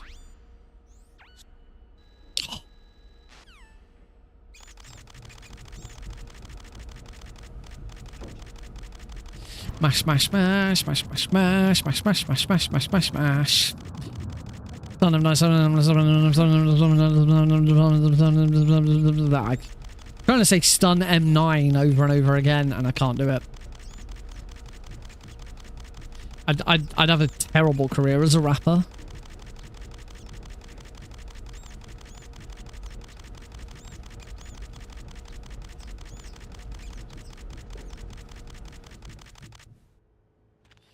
And let's get down into the basement. Take me down to the basement. Hang me up in chains. I mean, what?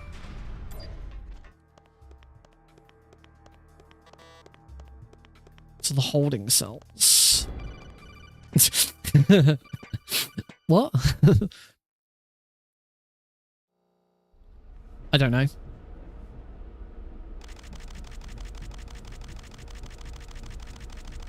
Mash. I mean, there's no chains down here. There is the torture machine. There's cuffs. And electrocution, but that's it. No chains. Mash. All right, we're done with the mashing of. That's it, except for the caves. Caves are the only other bit, if I recall, that you need to mash whilst crawling. We mash whilst crawling because it resets Snake's crawling animation, and it's faster. Prozac skip. Nice in the green.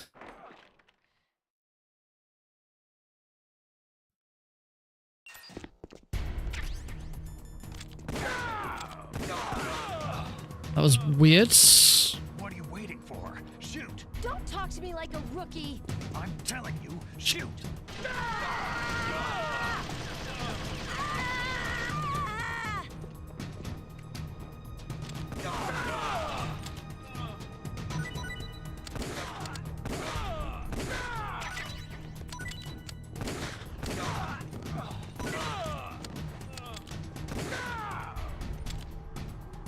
Not too bad. Could have been faster. Well, I haven't messed up that guard, so that's an improvement.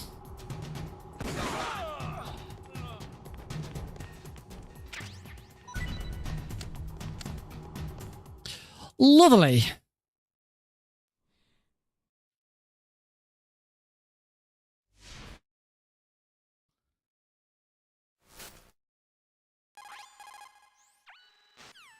Holy crap. I completely forgot. I completely forgot that I started downloading a game on Steam just before I started streaming. With the intention of stopping the download before I started, and I completely forgot. It's just finished it's just finished downloading. But because the stream is, primarily uploading, it hasn't really had an effect. At least I don't think so. If the stream's been really shit, no one's mentioned it. And I mean, like, from a, quality technical standpoint, not my commentary and the quality of my abilities to be entertaining. That you can take or leave.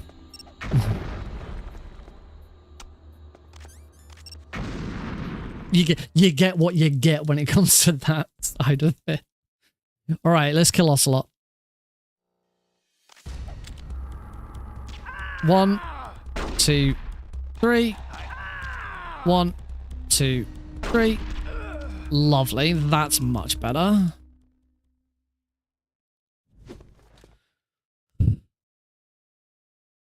More mashing of cutscene buttons. Thank Christ we can instantly skip through. I don't have to mash through codecs. That would be so bad in this run. No. 140.15. Oh, massively over. Oh, wow. That was not great. I'll lose a little bit of time there.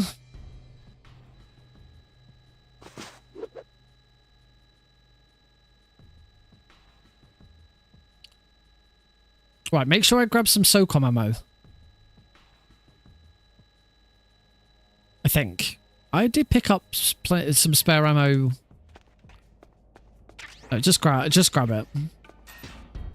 I've not been grabbing that SOCOM ammo recently, and by the time I get to the ninja fight, I'm screwed because I have no ammo. Yeah, 33. That's better.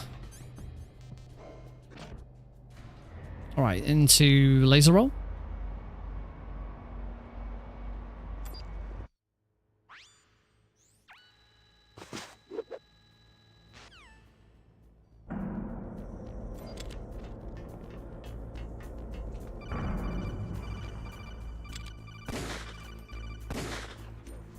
Beautiful. Spot on laser roll there. Oh, I was about to say I wouldn't be surprised if that was a gold split. 1/5 of a second behind.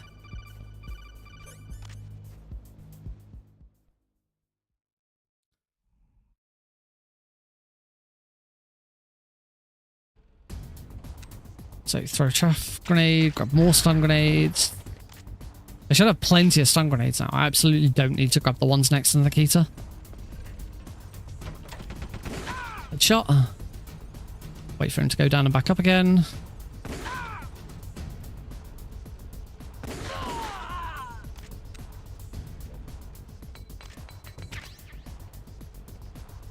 Most important shot of the fight.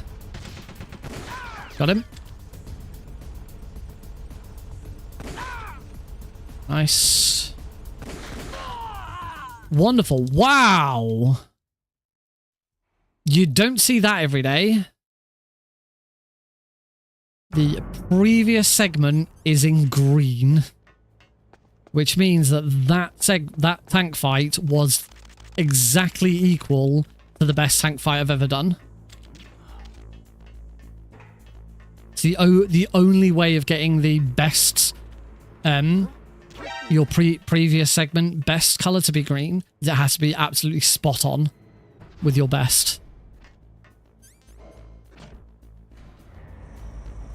It's very, very rare.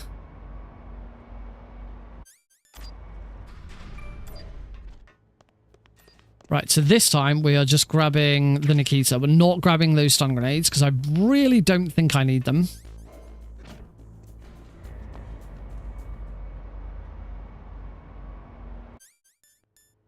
Again, a lot of this is down to the fact that I don't run very easy very often now. I've been primarily running normal for like the last 2 years.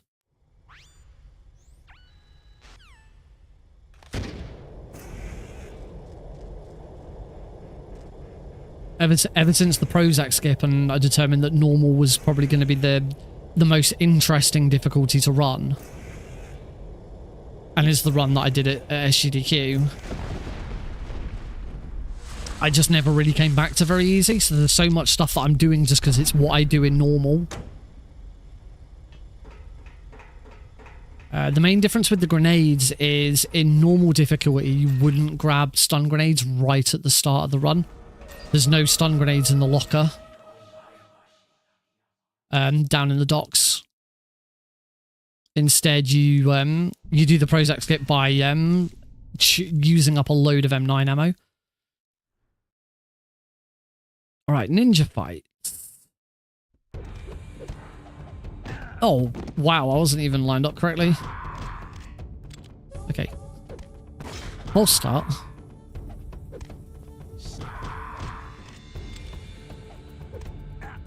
Oh.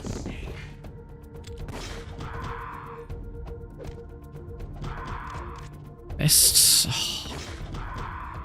terrible.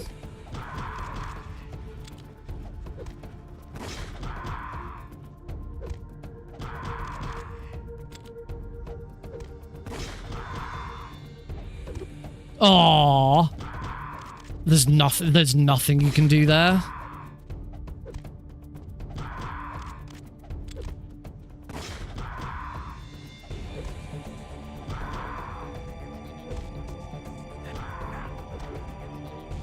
Hey, Pedro.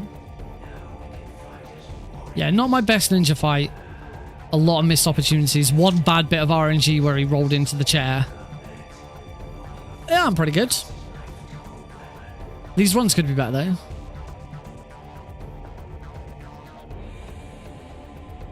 Oh, come on! Bloody hell.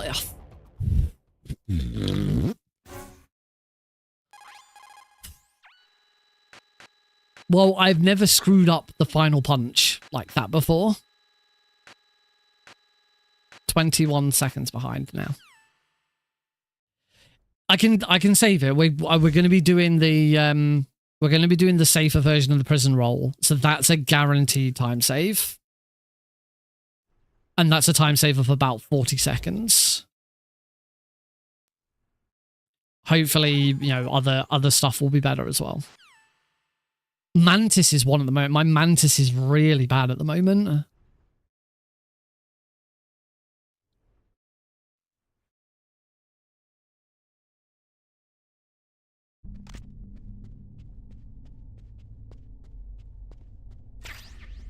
Okay, more chaff grenades. Roll over that guard. I love that roll into that door.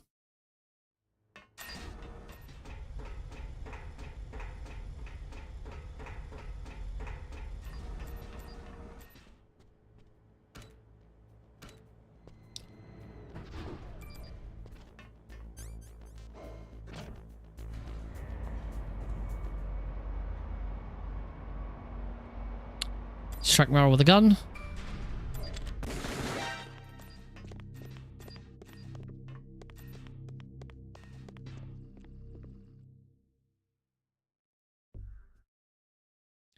Mash, mash, mash, mash, mash, mash, mash.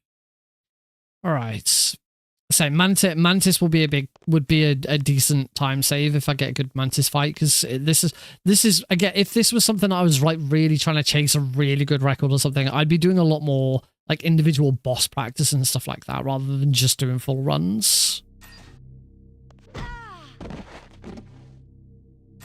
But this isn't that. This is just trying to get a new PB, because I haven't had one since. I haven't had one in over 2 years.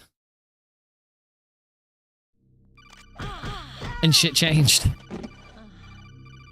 Fun fact there, we deliberately equipped the SOCOM because Snake does slightly more damage with the SOCOM equipped. And if you don't do enough damage to knock Meryl out.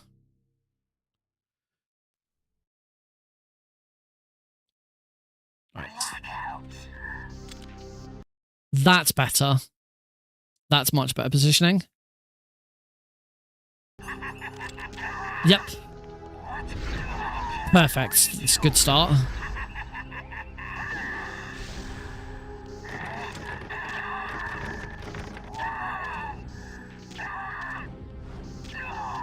Beautiful opening. That was so much better. I actually have time for a drink now.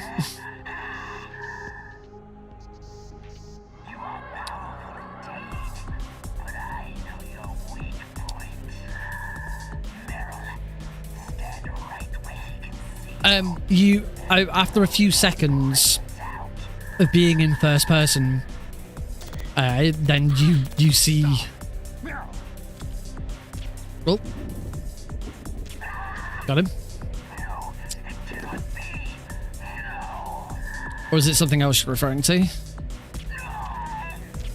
Yes, and I got the quick finish as well. Oh, that's such an improvement. That was such a better fight.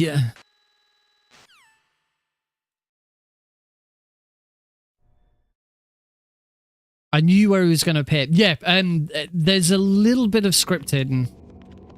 A little bit of it is scripted. A little bit of it is RNG. So yeah, I assume you're referring to the very first shot. Which, yeah, the very first shot, as long as you don't move from your starting position, he always appears there.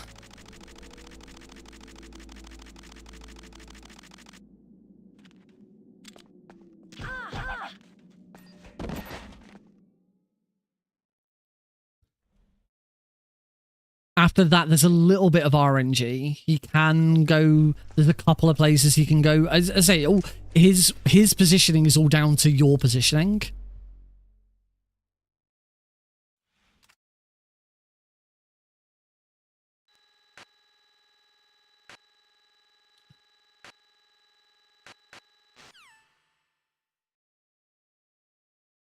All right, we're slowly pulling that time back. Oh, accidentally shot. Accidentally punched. All right, second time through the wolves. Should have put the prediction on again.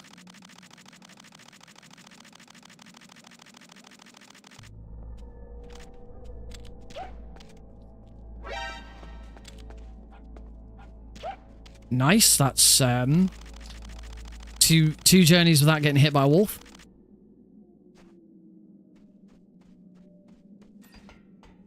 I'm finding that all much easier just using the M9. I used to swap to the SOCOM for the wolves, but actually the M9, even on Merrill, the M9 just felt easier there.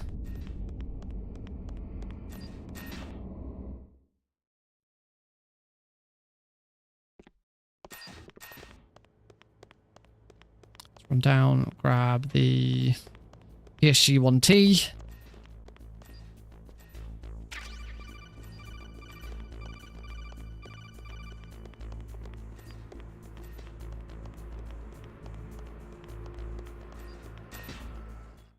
Nice, gold split on grabbing the PSG-1T. What? It's always funny that the gold splits come from like the most mundane splits. All right, last run through the caves. First dog's fine. You should never get hit by that dog. It's this one because there's RNG as to whether Snake aims at the pupper, where the two dogs are.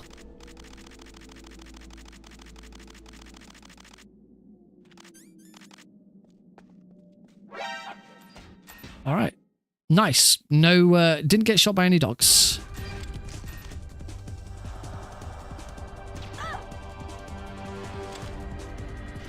Ah. Please don't hide. Nice. Nice. I got her. That was a really good sniper wolf as well. Apart from that one shot.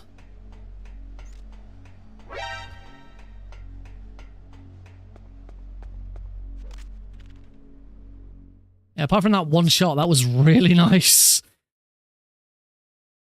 She was very kind. The RNG was very, very kind to me there. That's the thing with Twin Snakes. Like, there's so much RNG in Twin Snakes. You in? Specifically, the two sniper wolf fights are huge. It's a very, very difficult game to like try and PB or world record or grind, because there's so much of what happens is determined by RNG. When it comes out, when it comes down to top level, you're doing everything perfect. Then there's a lot of RNG to completely throw you off.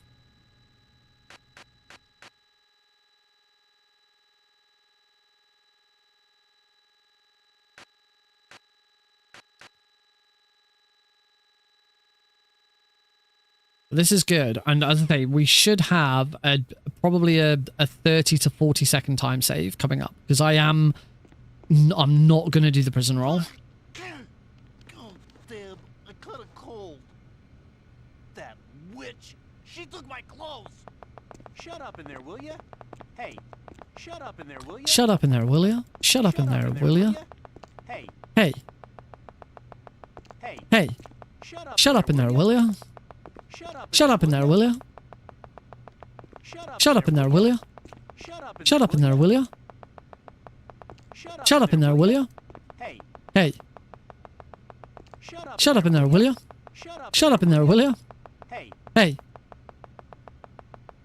Hey. Hey.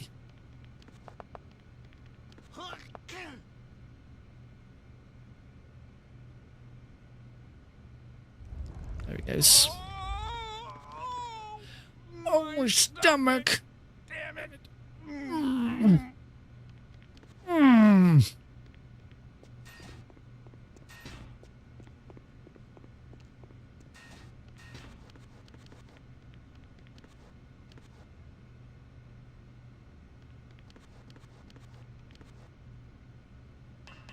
Come on, Archon. Here he comes. Hey, I'm here. Where? Finally.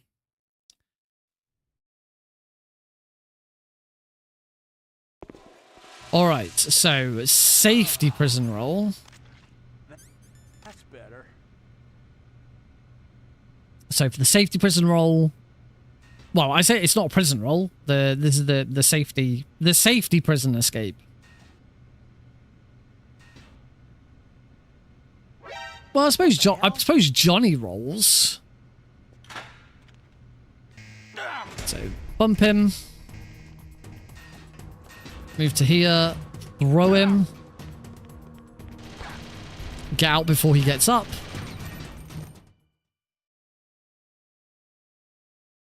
Immediately go back inside.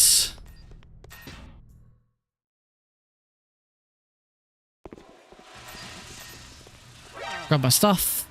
That's better. And now leave.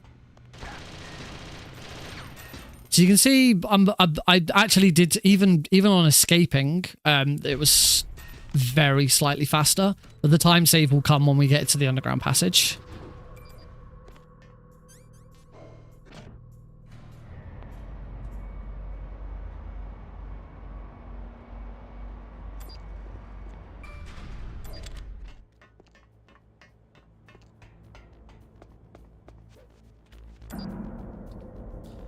Because we'll now skip a story flag, which allows us to get to the underground passage, get through the underground passage without taking the codex and cutscenes that are in there.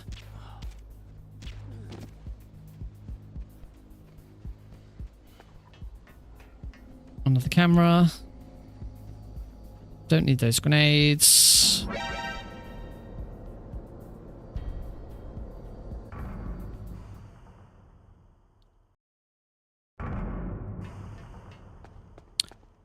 Glitch through the door.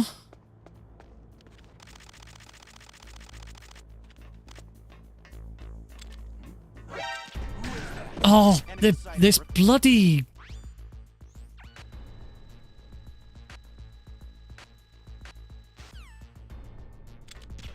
This bloody thing where it doesn't... Snake won't hold his gun up.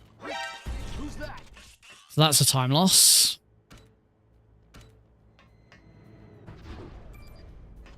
I don't ever remember experience. It only affects you. It only affects you in very easy because every other difficulty you can't use the M9 in the nuke building first floor. You use chaff grenades instead to knock their radios out. But I don't remember this being a problem before.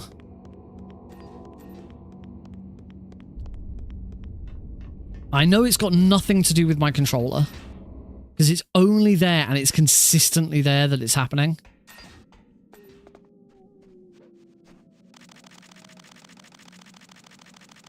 Don't have to worry about the dogs this time because we've got Sniper Wolf's handkerchief.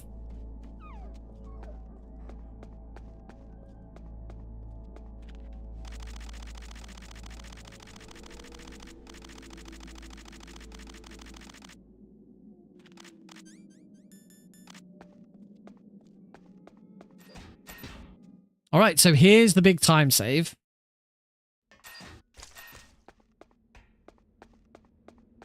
So the cutscene and codec hasn't triggered because the game logic says that we're still in prison. The game doesn't yet recognize that we've escaped. So it hasn't moved the game story flag on. It now catches up. The disc swap has happened. Woohoo! Ahead by 6 seconds.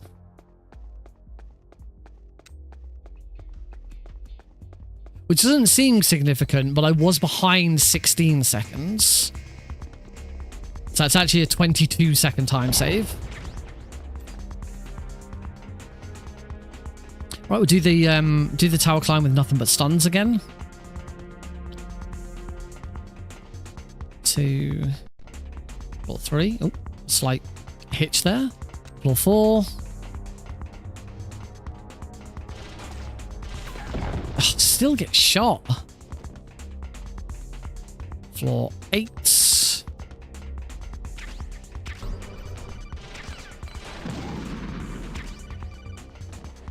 Start the next one here.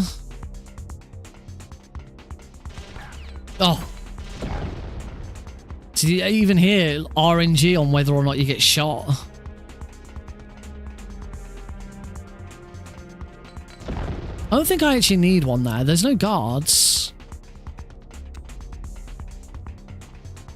Oh, I've got the stun grenades to use, so it doesn't make a huge amount of difference. Can the RNG please let me have a break from being shot? Every single opportunity to get shot, and I've been shot. And floor 23. Oh, I'm actually, oh dear. I'm out of stun grenades. I need one for the next room.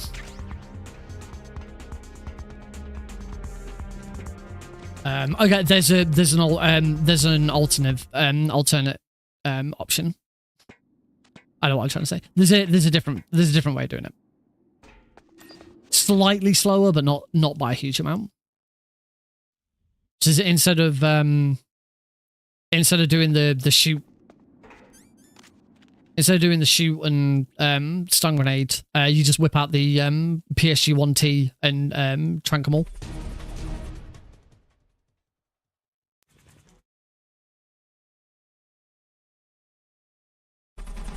Right, hopefully I don't screw this up like last run, where last run this went just wrong because I got hit by the beam twice. It was really bad RNG.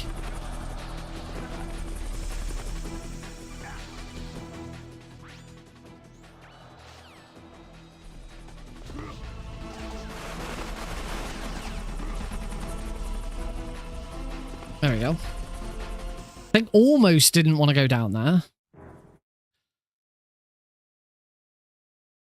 Right, so we turn around.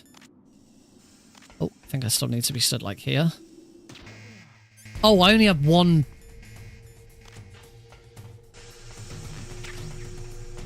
I didn't realize I only had one shot left.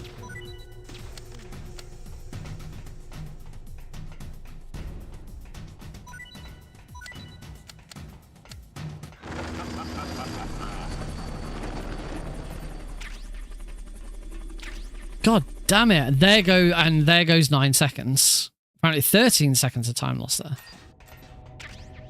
We are back in the reds. What a flip-flop of a run this has been.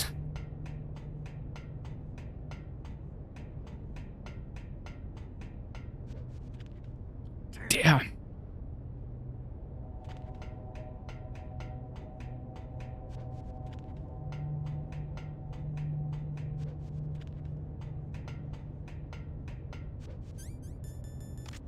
And I've got 5 chaff grenades. So yeah, I'm still going to have enough chaff grenades.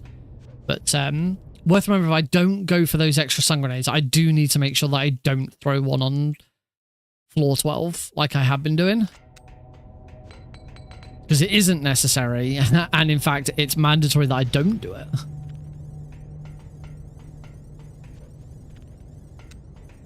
We're all just, everything that I'm doing is just gearing us up for run number 3. Where run number 3 is going to be perfect.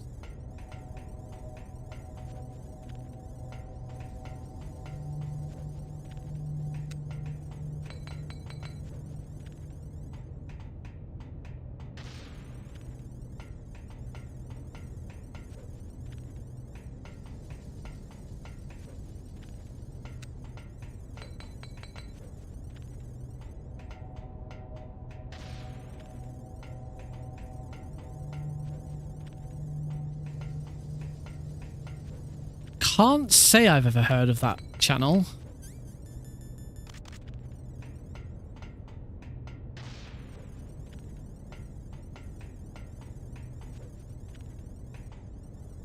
Unless like it's one that I've watched a random video of before and I just don't recognize the name. Oh, I'm back in the green again. Okay. Not sure what I did, not sure what I got so right there. But we're in the green, so that's the important thing.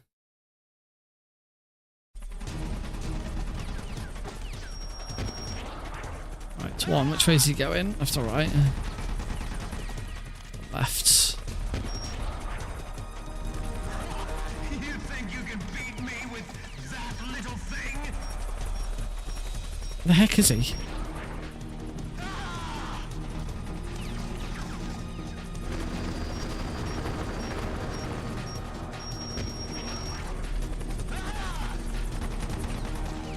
Sussiest streamers.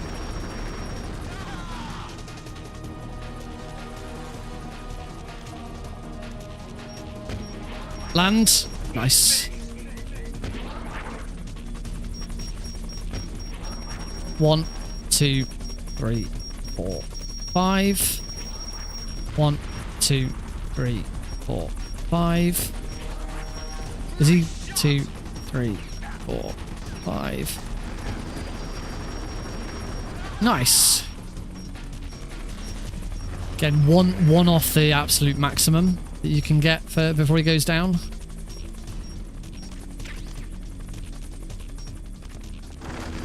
That I'm aware of, anyway. 1, 2, 4, 5. Oh, that didn't land.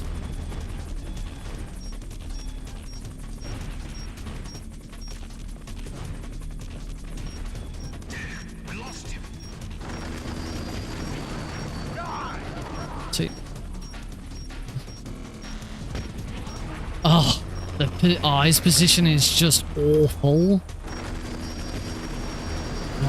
2, 3. Oh, got that shot though. That was nice.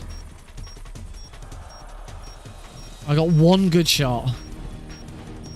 So is this Dan one of the most sussy streamers because he plays nothing but Among Us? I haven't played Among Us in so long. Yeah, I'm already losing time here. Not a good I&D fight, unfortunately.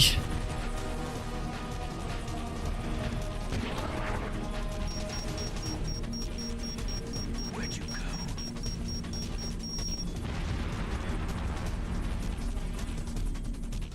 They're talking to playing games with suspicious characters, suspects. Some longer fans of the stream, some older fans of the stream, might remember that just before I really got into speedrunning, I used to do a stream called the Mansions of Madness stream experience, which is Mansions of Madness is a board game set in the it's part of the Arkham series of games. So it's all sort of Lovecraft, Cthulhu type madness stuff. And it's like a very light RPG. And we played the second edition of the game on Tabletop Simulator. And the way it works is that you are you use a phone. There's an app for your phone or tablet, which kind of controls the game and explains what's going to happen next. So like when you go into a new room, you click a button on the app, it tells you, right, here's what happens when you enter this room, go and find this piece and put this piece down, and these items are here, there and everywhere and all of that. But what we do with the stream is I would be the one in control of the app. There's also a PC app for it. You don't just have to use a phone. It's on Steam. So I would have the Steam app open.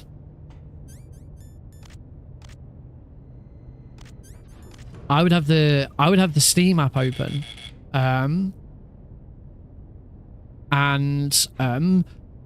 I would do all of the reading and talking and stuff like that. So because it provides you with dialogue for each of the characters, and you know it explains the story, it narrates it for you.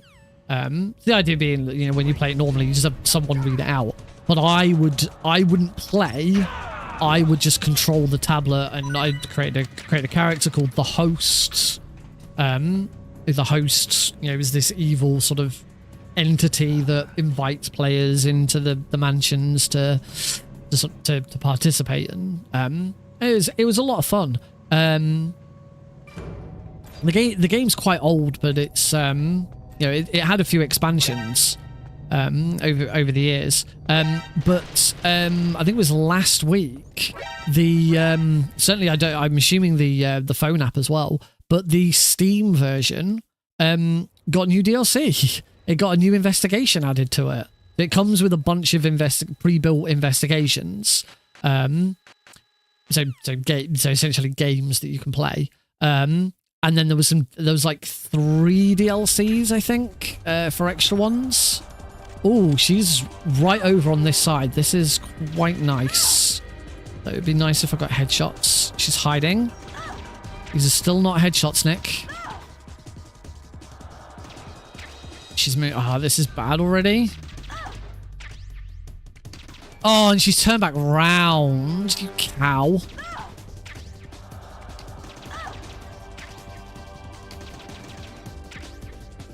Oh, I was slightly too high. This is awful.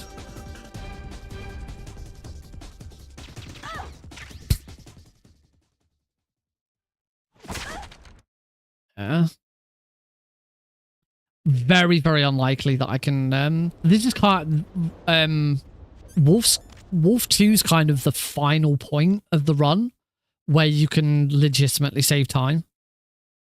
There is... I mean, there's always... there's always lottery roll against Liquid, but you never try and rely on that.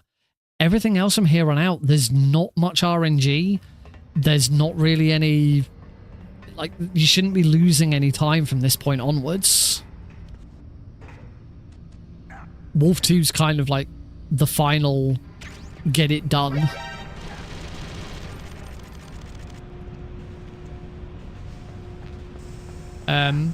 Yeah, if anyone was a fan of those Mansions of Madness streams, then yeah, there's a new investigation available on Steam.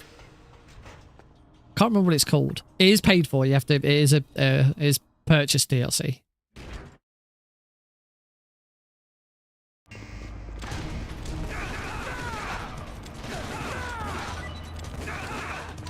Oh, damn it! Still found more time to lose. He is really sus. What he does. In what, like...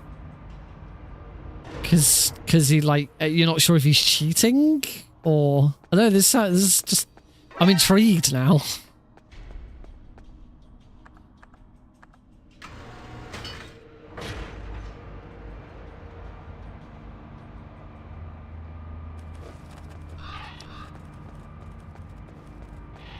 Can we kick a bird?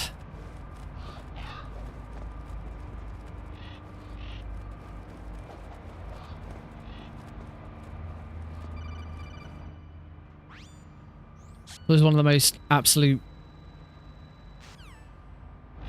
badass things you can do is kick a bird.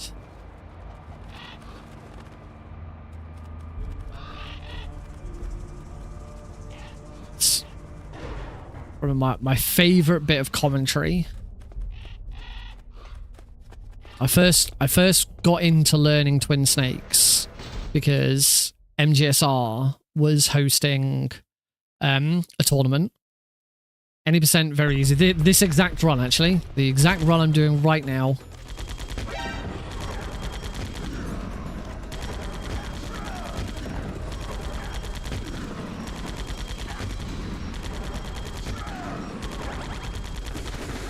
Yeah, the exact run I'm doing right now. MGSR hosted a tournament for it. Like, I think about a year after I started Metal Gear Solid 1, because I'm pretty sure that was in November, and I first showcased MGS1 on my stream in the previous November. So that's how I originally got into Twin Snakes, practicing and learning and then practicing for that run. I was by the end of qualification, we all had to make sure we had a run submitted to the leaderboards to qualify, so that we could then participate. And that part, the run on the board determined your seed, and then your seed obviously determined exactly who you raced first and how the tournament went out. I was seeded 4th, and I finished 4th out of, I think it was 8. I think it was an 8-man double elimination tournament, if I remember correctly.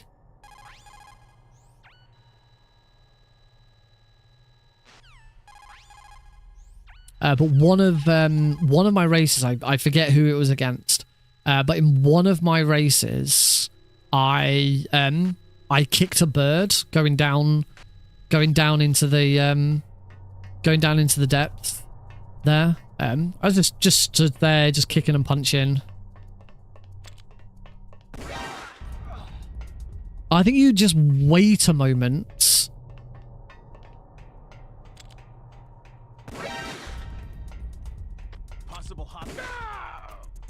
Whoops.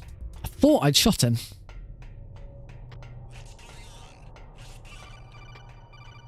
In fact, I don't think you do shoot him.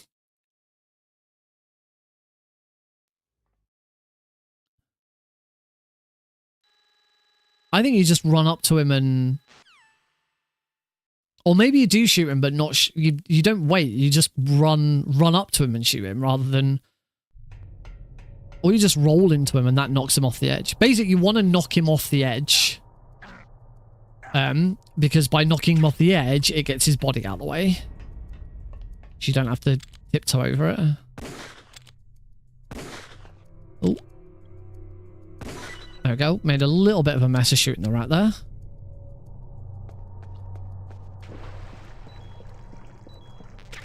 There we go.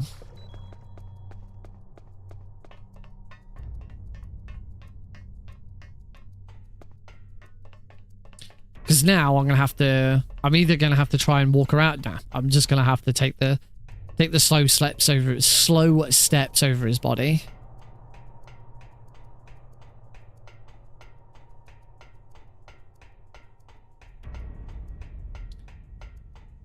Sorry, I'll carry on with the bird story now. I haven't swapped to the Palki. Shut up in there, will ya? Oh, it's Blues, I'm guessing. Yay! Hey, Blues. Just guessing. Not even looking. Welcome, buddy. And how appropriate to be using that during it. It's technically that that voice line is actually the MGS1 version, not the Twin Snakes version.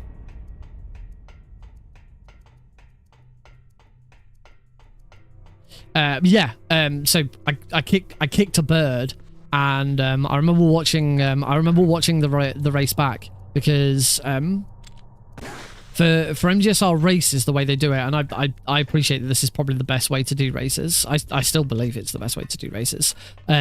Is the 2 races were not on comms. The 2 races were in the Discord channel. But more often than not, the racers would mute the commentators.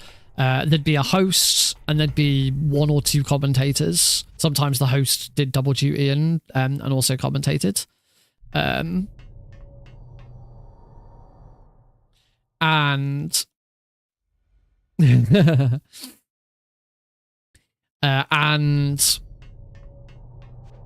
it was Plywood. Who was one of the commentators. I can't remember who the other commentator was. And I shot the bird. I kicked the bird, and Plywood's reaction. He just went, "He just kicked a bird," which was so funny because of Plywood's accent. I think Plywood's from, I wanna say Chicago, like probably wrong. So yeah, and his very American accent. He just kicked a board. It's so funny.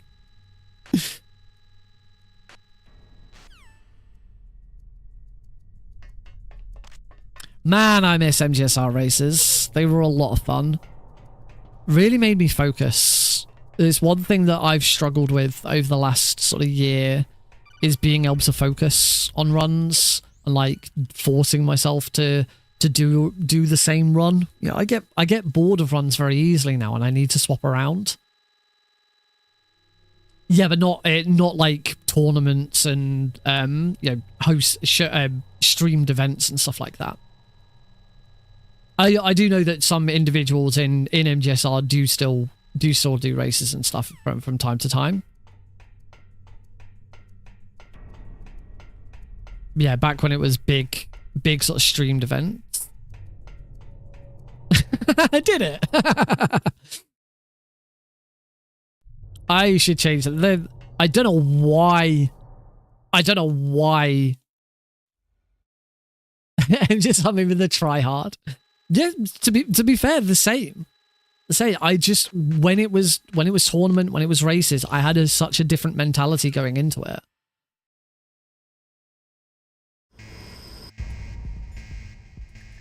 You know, if I knew that if I'd submitted this for some sort of race or tournament, there would be no Tuesday night, Thursday night split. I would be practicing this every single, and I used to. That's what I used to do. Back when I first started learning Metal Gear Solid 1, every single Tuesday, Thursday stream was MGS1, and I did it for months because I enjoyed it that much. I mixed it up, and I did any percent. I did all bosses. There, I'm pretty sure I'm supposed to stand there. No.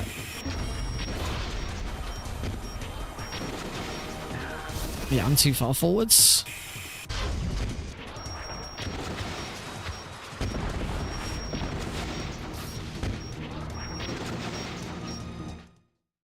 Now it just sends to try hard. What? What the frick? I do not know why. I'm not seeing it censored. Neither truly alive nor truly dead. I'm not seeing anything. Shadow in a world of light. I'm not seeing anything on my end to suggest that it's being auto-modded. I actually haven't got the auto-mod options open, so I'll check those in a second. But I've certainly got no chat message or anything.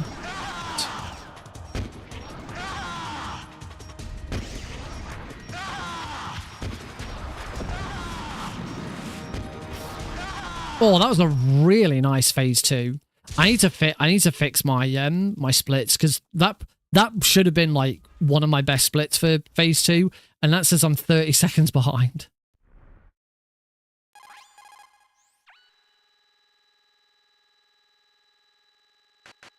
Season 2 of TE. Oh yes, yes. Oh, sorry, I recognize that. Yeah, I was like, TE, the end. No. Yes, I am very much aware. I'm very much looking forward to it. Oh, I got a little lottery roll there. Not a full lottery roll, but that was a mini one.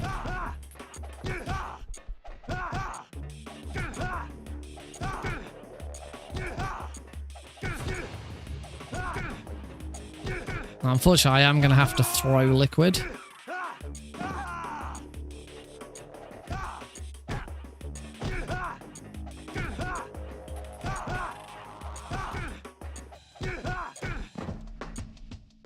Okay, that was actually a pretty good, a pretty neat time save on liquid.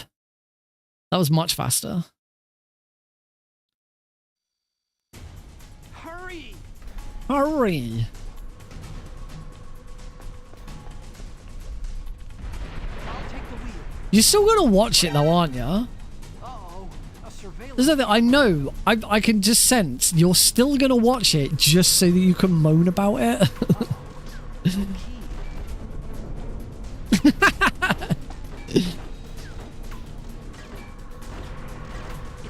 I think I've got access to I don't think I get to the yeah, I was delayed getting in there. That guard doesn't want to throw a grenade anymore. I've got access to Now TV now, which I didn't have before. With my new internet and stuff. Yeah, that's what I figured. With my new internet and stuff.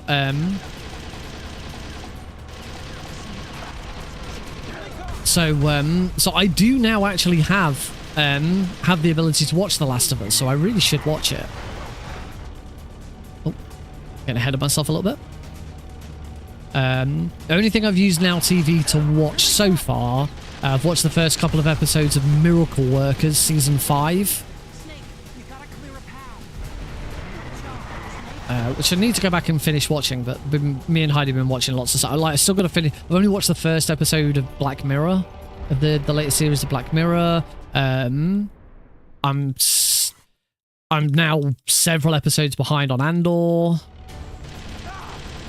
And I understand, like, Andor Season 2 is arguably the best Star Wars has ever been.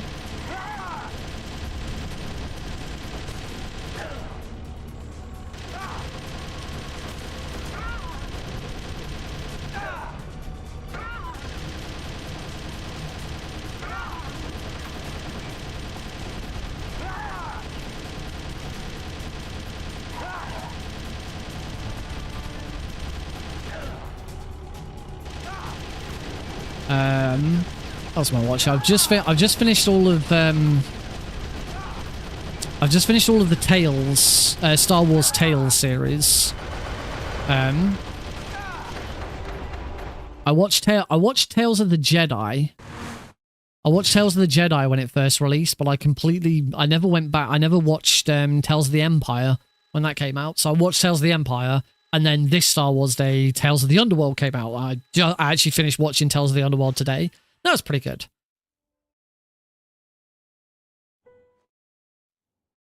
Both the Tales series kind of does two set. It's six. They're all 6 episodes, and they kind of have 3 episodes that focus on one character and 3 episodes that focus on another character. So like Tales of the Jedi is focuses on Ahsoka and can't remember and Count Dooku. But it focuses on Dooku whilst he was a Jedi and like his fall to the dark side.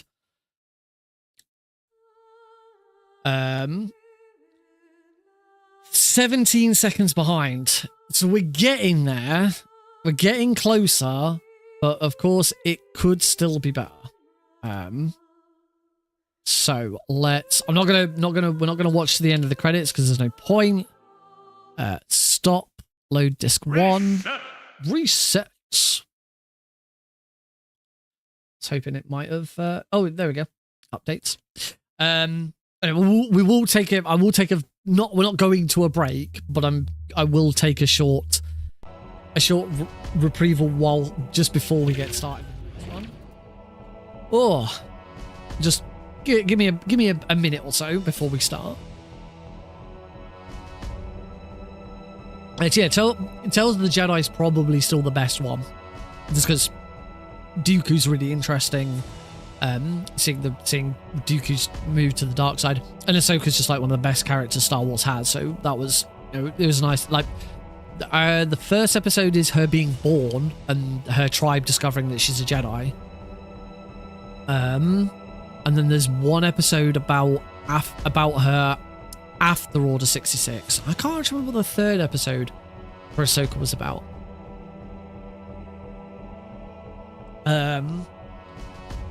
Tales of the Empire. Tales of the Empire, the first 3 episodes are about I can't remember her name. It's the Night Sister who was like in the Mandalorian, and then she was quite heavily, she was like one of the main antagonists of the Ahsoka series. I can never remember what her name is. and that arc was okay. Can't remember trying to remember who the second half of Tales of the Empire was focused on, because it wasn't all 6 episodes weren't focused on her.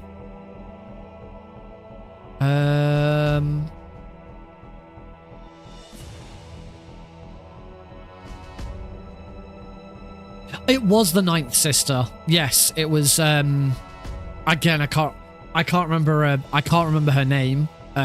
But if you've ever watched the Clone Wars, she was Ahsoka's best friend, and then she betrayed the Jedi and framed Ahsoka for it, and eventually she got found out and put in prison. So yeah, the second half of Tales of the Empire focuses on her transition from a former Jedi being released from prison because the Jedi were overthrown. Nimpiana. That doesn't sound... You might be right, but that doesn't sound familiar. And her becoming a Sith Inquisitor. And then Tales of the Underworld, which is what came out this year, and I've just finished watching. The first 2 episodes are about Sars Ventress. She's a great character. She was Dooku's apprentice and Dooku's personal assassin.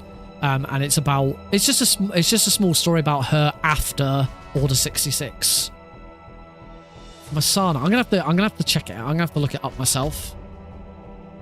And those were quite good. Those were quite good episodes. Very, very contained story. Not really much about anything sort of around the outside. And actually, the second half was as well. Let me have a look. Tales of the Empire episode. If I go episode 6, I'll tell me.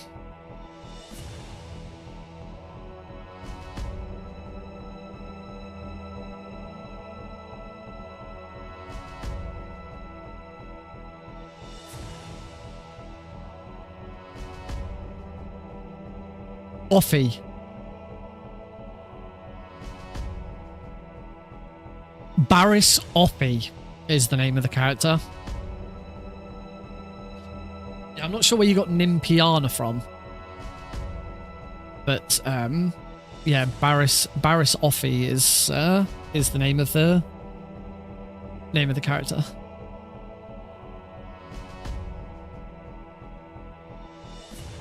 Unless it's the ninth sister is called Nimpiana. Yeah, I don't know whether she is I don't know whether she becomes the ninth sister. I can't remember which sister it is she becomes. I don't even know if she gets a number.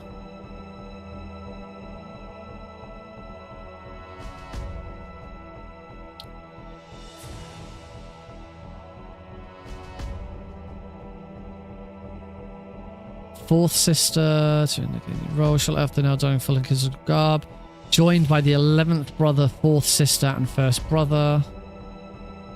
It doesn't actually say which sister she became, which numbered sister. So I don't know. I don't know which number she was. I mean, according to this, she was joined by the 11th brother, so that would suggest that she's at least the 12th sister. I don't know. Yeah, the Inquisitors are kind of weird. Yeah, that was the first 2 episodes. The second 3 episodes are basically the origin story of Cad Bane, who is one of the most dangerous bounty hunters in the whole universe. And they were good. They were really good. So the first episode was him as a kid. The second episode was sort of him transitioning from kid to Cad Bane.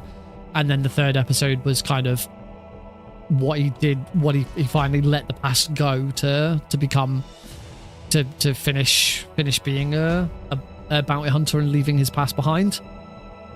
The one thing it didn't explain was why he has to wear the tubes on around his mouth. He never had them in any of the episodes, and they never explained why he has them. I love Cad Bane. He's such a fantastic character. He's also slimy and awful, which is great. Like, I remember when he first turned up in The Mandalorian. Spoilers for The Mandalorian. Cad Bane's in. No, sorry, not The Mandalorian. Book of Boba Fett. He did first show up in the Book of Boba Fett, and in the very first episode he's in, he kills off another character. Who was a really cool character as well. So I was like super excited. I was like, oh my god, live action Cad Bane, live action Cad Bane. And then 2 minutes later, I was like, fuck you, live action Cad Bane. He looked great as well. The transition from animation to the live action worked really well for him. It's just the voice is so good. If you've never watched anything outside of the films, you will have no idea who I'm talking about. The animated series, for some of the animated series are a bit hit and miss for Star Wars. Rebels was started really weak, but it got better as it went on. Same with Clone Wars. I remember watching the first episode of Clone Wars and I really didn't like it, and eventually I went back because I kind of forced myself to give it a go. And Clone Wars, the rest, once you get into it, Clone Wars is fantastic. But it does start out quite weak. The final season of Clone Wars is the best animated Star Wars. Bad Batch is close, but yeah, the final season of Clone Wars is peak Star Wars animation. The lightsaber duel between Ahsoka and Darth Maul is so good. Well, I say Darth Maul. He's not called Darth Maul at that point. And that's the next animated series we're getting. I think it's called Maul Shadow Lord or something like that. Is the next animated Star Wars show we're getting, which I really look for. Maul is absolutely fantastic in the Star Wars animation. If you've only seen the films, you will only know him as a relatively silent character for the majority of the Phantom Menace.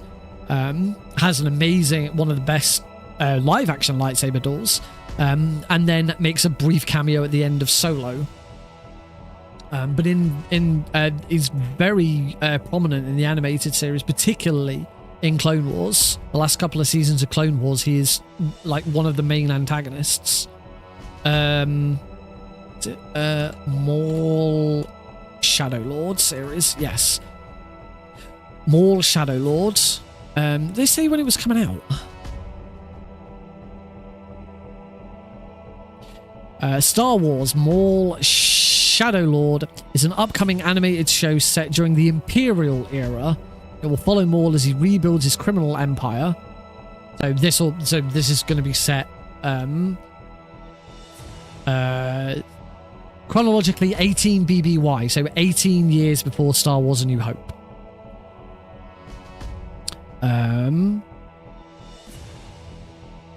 Yes, the series takes place between the events of Episode 3 and Episode 4. It doesn't say, they didn't give a release date for it though. Apparently it's going to be it is going to be next year, 2026, but it's a closer release date than that has not been confirmed. The only thing we know is it's being written by Mitch Novates, Brad Rowell, Athena Yvette Portillo is the executive producer, and of course it will star Sam Witwer, because Sam Witwer is the voice of Darth Maul. Sam Witwer has voiced Darth Maul in everything except Star Wars Episode 1. Because in Star Wars Episode 1, it was voiced by Peter Serafinowicz. I recently found a clip of someone talking about to Peter Serafinowicz about Solo, and Peter Serafinowicz did not know that he wasn't going to be voicing him. He was aware that Maul was going to be showing up, but he was disappointed to find out that he wasn't providing the voice. because they used Sam Witwer. Anyway, that's probably enough Star Wars shit. We're on a massive Star Wars tangent,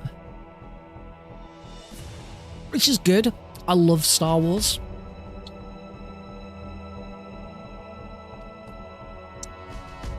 I have Disney Plus for 3 things: Star Wars, Marvel, and Bluey. That's right. Gotta get that Bluey. Because BBC iPlayer's got Bluey, but not all of Bluey. It'll put episodes on there and they'll only be on there for like 2 or 3 weeks, and then it'll drop them. Whereas Disney Plus has just got every single episode of Bluey forever. And I don't get it, because the BBC freaking help publish Bluey. It's a New Zealand-based show that is distributed by the BBC, and the BBC can't have all the episodes of Bluey on their own bloody on iPlayer. What the fuck? But Disney Plus can. Like, what? So weird. Fucking love Bluey. It is one of the best things, best new discoveries I've made since becoming a dad. Bluey. Actually, there's a lot of really good preschool children's entertainment out there. There's some that I really like. There's some that I really don't like. There's a lot that I really don't like. We are not touching Peppa Pig. We are trying as much as we can to avoid Peppa Pig. I really don't want to watch Peppa Pig. So Alex has not been introduced to Peppa Pig at all. I'm not a fan of Moon and Me, because Moon and Me is just weird. Very strange. There's a couple of others I can kind of give or take. Super Potato. There's Peter Rabbit. There's a Peter Rabbit animated series not connected to the movie. You'll be glad to know Peter Rabbit is not voiced by James Corden in the show. And that's okay. Give or take it. But Hey Dougie is really good. The nice thing about one of the nice things about Hey Dougie is it's recently had a new spin-off show called Dougie Squirrel Club. So in Hey Dougie, all the children go to Squirrel Club, which is essentially preschool Cubs and Scouts, which is now actually a thing. If you didn't, in the UK at least, there is now a thing called Squirrel Scouts, which was specifically named after Hey Dougie. It's for 4 to 5 year olds, which at that age you really need like professionals, not volunteers, to be looking after 4 and 5 year olds. Yeah. I've never been or seen a squirrel scout unit. I don't know what that's unit. I don't know if they're called, because there's a beaver lodge, a cub pack, and a scout troop. I don't know what a squirrel club. Well, maybe presumably it's squirrel club. I don't know. But anyway, there's a new sort of spin-off show that's come out of Dougie called Squirrel Club, and it's basically a preschooler's sketch show, because Hey Dougie each episode is a standalone story, about them getting a new badge. They help someone to get a new badge. They help Dougie to earn their badge, or sometimes they do origin stories about the children, about like how they first started at Squirrel Club, and and how they like found their voice or became friendly or whatever, and how they changed and stuff like that. But Squirrel Club is, as I say, it's basically a preschool sketch show. It's just lots of little funny bits that are nonsensical. There's no overarching story or anything like that. It's just lots of funny. It's a clip show, and it's really fun. It's really funny. There's some really clever stuff in there, and I keep watching it and really enjoying it, and then have to remember this is designed for 3-year-olds. I'm 35. But I'm really enjoying this really dumb clip show about funny animals. It's designed for 3-year-olds. What am I doing? There's new clangers. That's all right. Teletubbies is all right. it's Teletubbies is very formulaic. So again, give or take it. And CBeebies always ends the day with in the night garden, which is fine. I really like Makka Pakka. I really hate Upsy Daisy. She's so full of herself. Whenever Upsy Daisy's on screen, she has to make everything about her. It's like, it doesn't matter what's going on, all of a sudden she's in there and it's like, Upsy Daisy, Upsy Daisy, Upsy Daisy. It's like, shut up, Upsy Daisy. Makka Pakka was having fun with rocks and then you came in and made it all about you. Apart from Upsy Daisy, I really like In the Night Garden.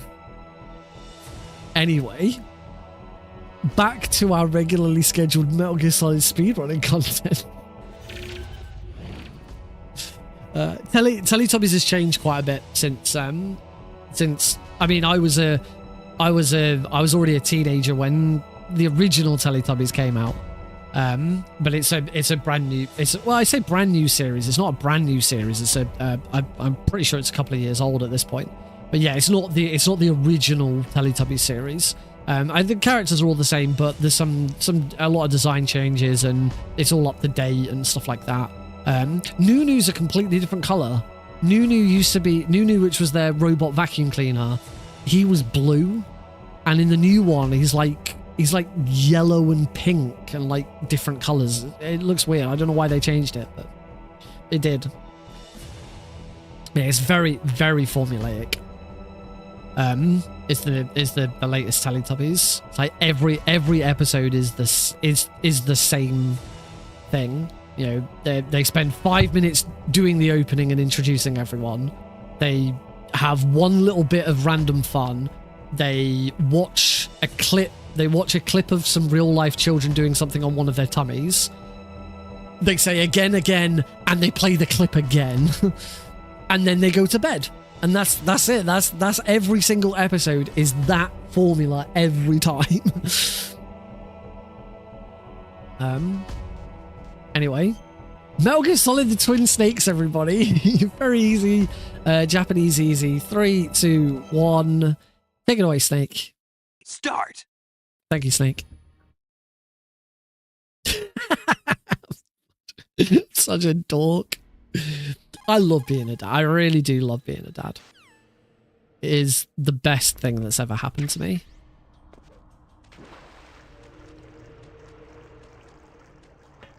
Getting married is, getting married or simply just meeting Heidi is, probably, you'd maybe suggest that should be further up the list because without that, there wouldn't be Alex, but I can't not put Alex above anything else. Being a dad and is just the best thing that I've ever done.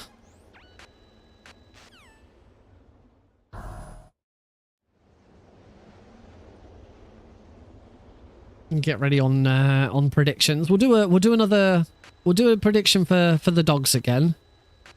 I think when I could do a 15-minute prediction for the dogs. So that's about the time where doggies will come into play. When I get a second.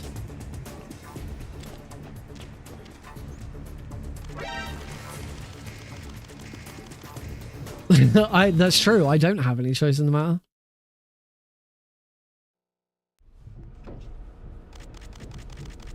It is very much too late now.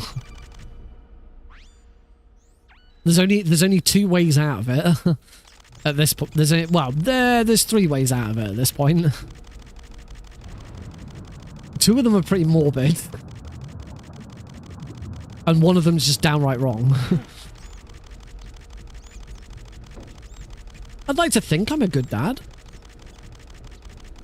I certainly have no complaints from Heidi or no, that's not true. I have plenty of complaints from Heidi, but not about being a bad dad. Do you remember that?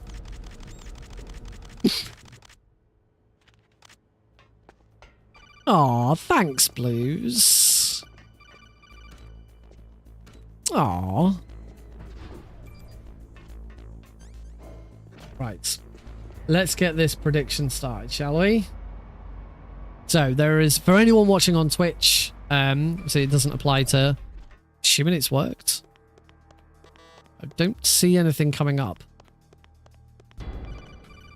Try pushing the button again. Oh, is it because I may have never resolved the previous one?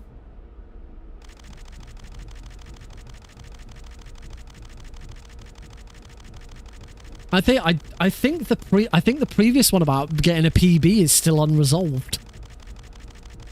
I think that's why I can't start a new one.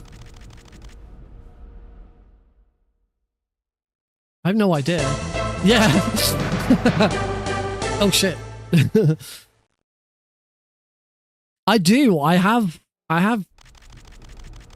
do have 3 mods, but one's asleep next door. And the other 2 just haven't been here in so long. It probably would be worth at some point me reconsidering mods again.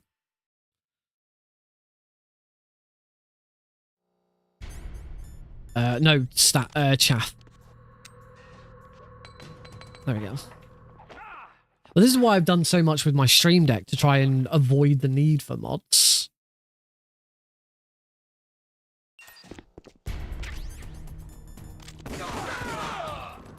Right, quick. What are you waiting for? Shoot! Don't talk to me like a rookie. I'm Alright. We have a, fine. Applications are not open.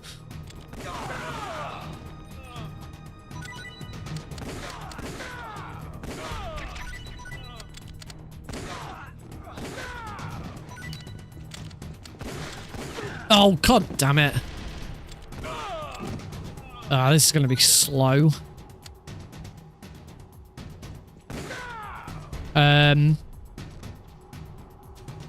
Anyway, for anyone watching on Twitch, you have you now have a prediction on your screen.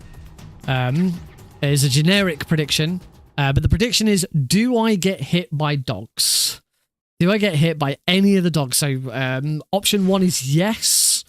Option 1 is always the positive one. I mean, it's a negative outcome, but it's the positive yes. So yes, I do get hit. So there will be 3 opportunities for me to have to run through the caves in about 15 minutes time. So option 1 is yes, I do get hit by a dog. Option 2 is no, I do not get hit by a dog. So get your predictions in. But you have got 15 minutes to decide and lock it in.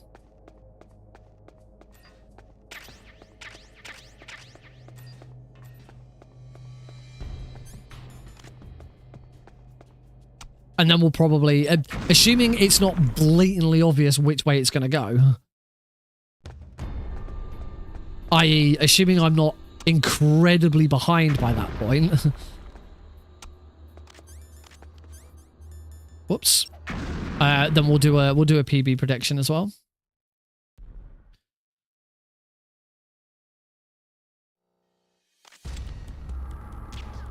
Oops. 1, 2, 3. 1, 2, 3. Not a great ocelot. You should care about the points. How else are you going to tell me to shut up?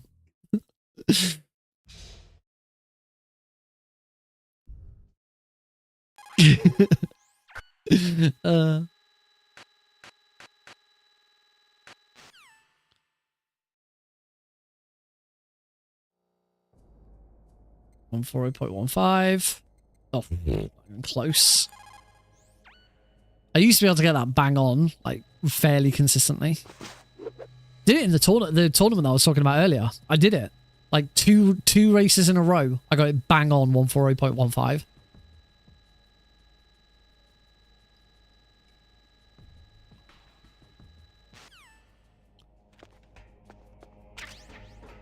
Some ammo.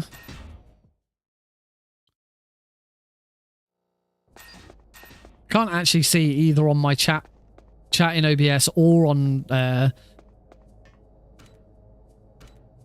Oh wait, I can. I have got a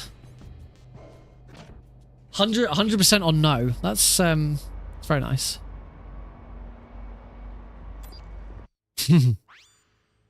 It ain't gonna happen.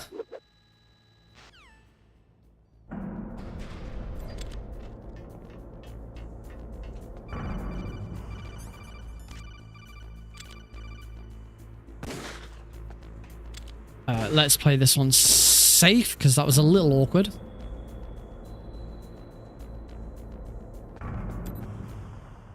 I don't even know if MGSR has the capability of running a stream anymore. I don't know where the tools and stuff are for it. I would assume the current admins know where it is.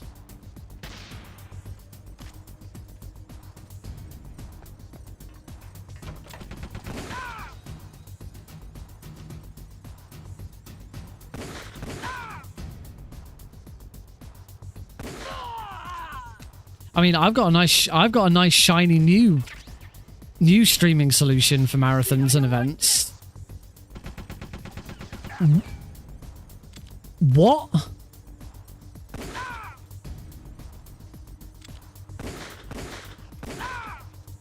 Okay, I was holding all the buttons and Snake just decided he wasn't gonna.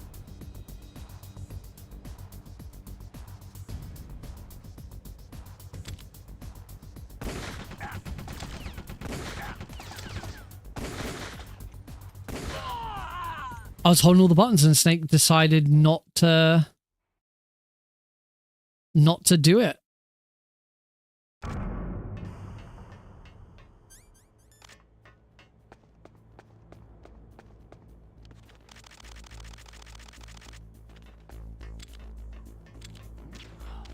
Yeah, I don't think houses will be as robust as mine.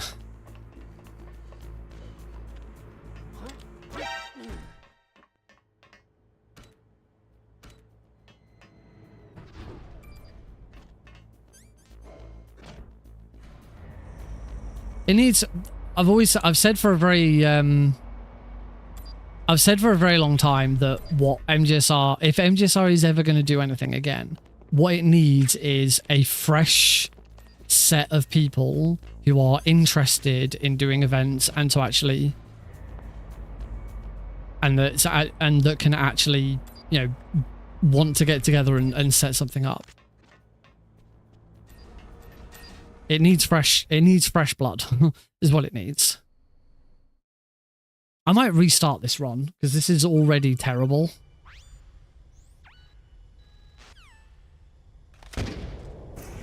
You tried to get on MGSR the other day.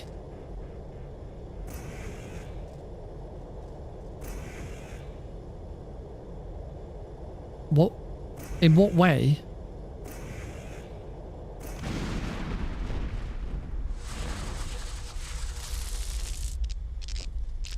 No, you don't need technical knowledge to do something. Because they're always... Oh, tried to watch a run and it wasn't available. What, is in the YouTube channel?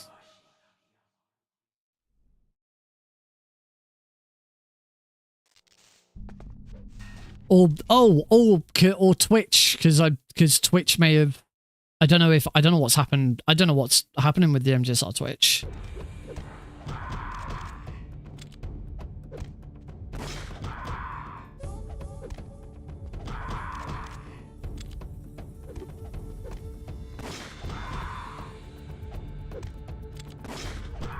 Oh, that was an extra. Whoops, that's bad. Oh, I was gonna.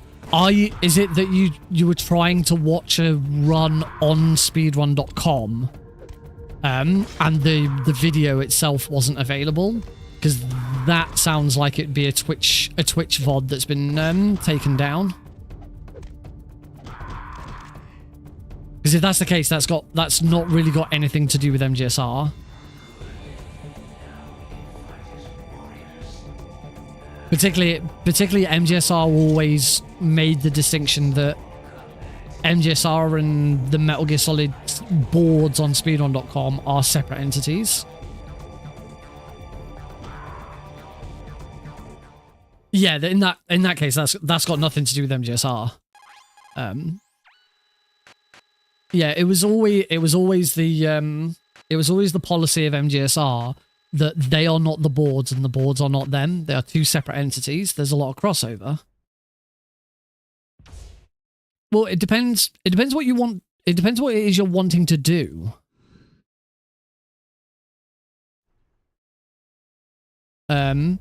If you want to watch people do Metal Gear Solid speedruns, you just need to go to speedrun.com and watch and find them and watch them. And just watch them. Yeah, then that's it. You don't need to have any interaction with MGSR to do that.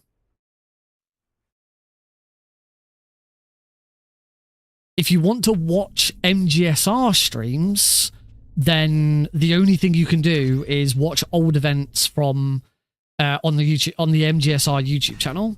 There are no new events. The last two events that were ran on MGSR were headed up by me, and no one has done one since.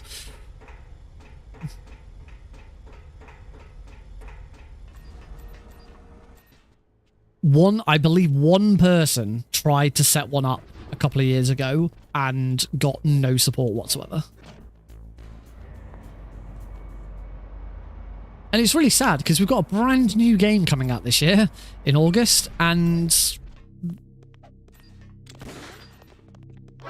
the wider Metal Gear speedrunning community is not gonna do anything official to celebrate it.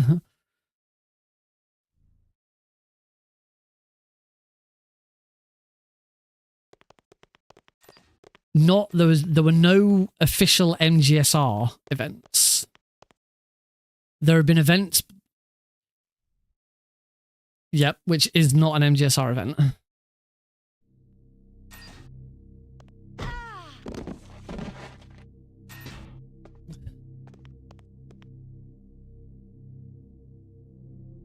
It's also hosted by and attended by many people who have been banned from MGSR.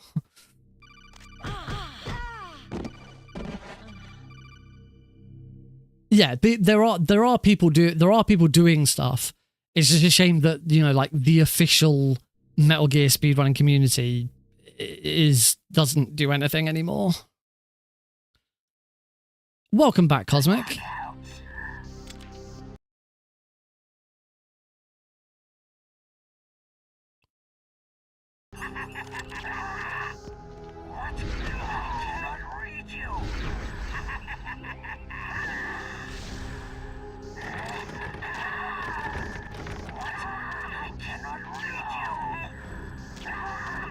Nice. This is another good start for Mantis.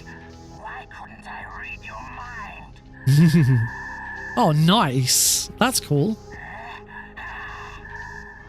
Yeah, the whole sort of collapse of MGSR is now 3 years old, I think. So it's kind of old news at this point.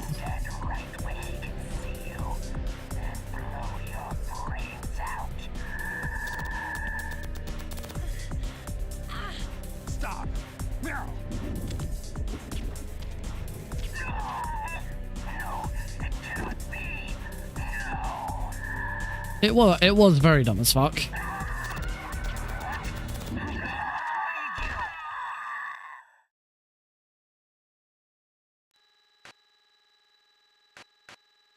It was very dumb as fuck, but it did result in basically the death of MGSR doing anything beyond just being a Discord channel, beyond a Discord server. Hey, Gold Split! Gold Split on leaving Mantis behind. Right, here we go. The prediction should have... oh, the prediction's still live. It hasn't locked in yet. So you may have a chance to... and it's a no. I'm sorry, it's a yes. I am getting hit by a dog. There we go. If you want a guaranteed win... I don't know what I'm doing here. Oh god damn! I'm so tempted to. God damn it! I'm not concentrating on this run,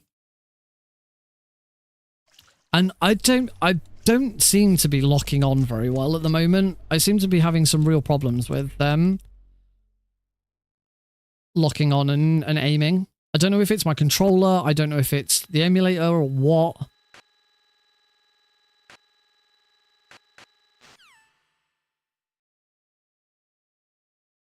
Yeah, as soon as that prediction has, I thought 15 minutes would be long enough, but wouldn't be too long, but it was apparently.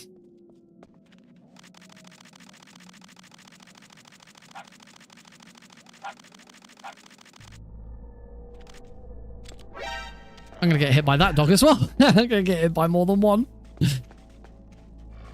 Oh god, I'm gonna get absolutely destroyed by them.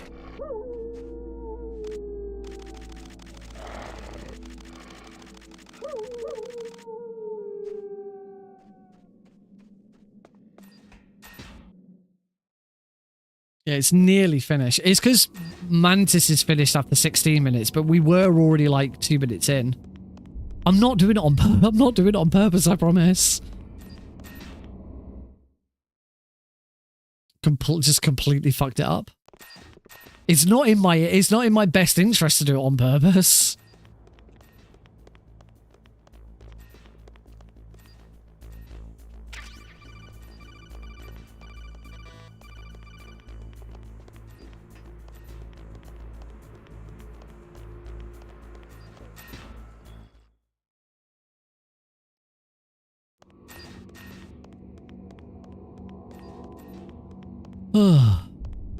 I'm decided exactly what I'm going to do for if I'm going to do anything overly special for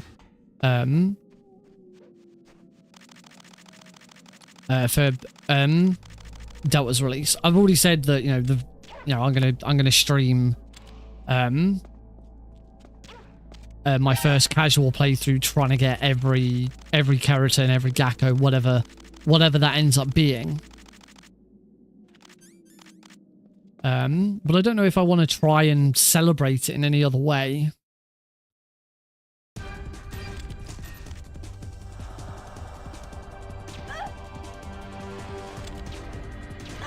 I already mentioned to Heidi about the idea about potentially doing something with them, like trying to do something for MGSR, and oh shit, I'm out of ammo.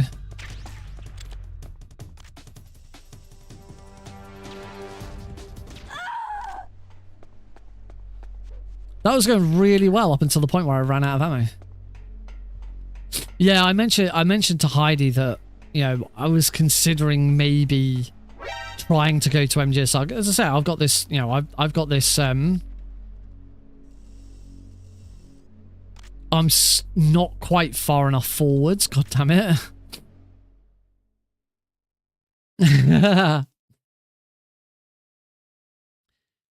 Outer Heaven is just a fan community, isn't it? Anyway, we do need to resolve the prediction. The answer was yes, I am going to get hit by doggies.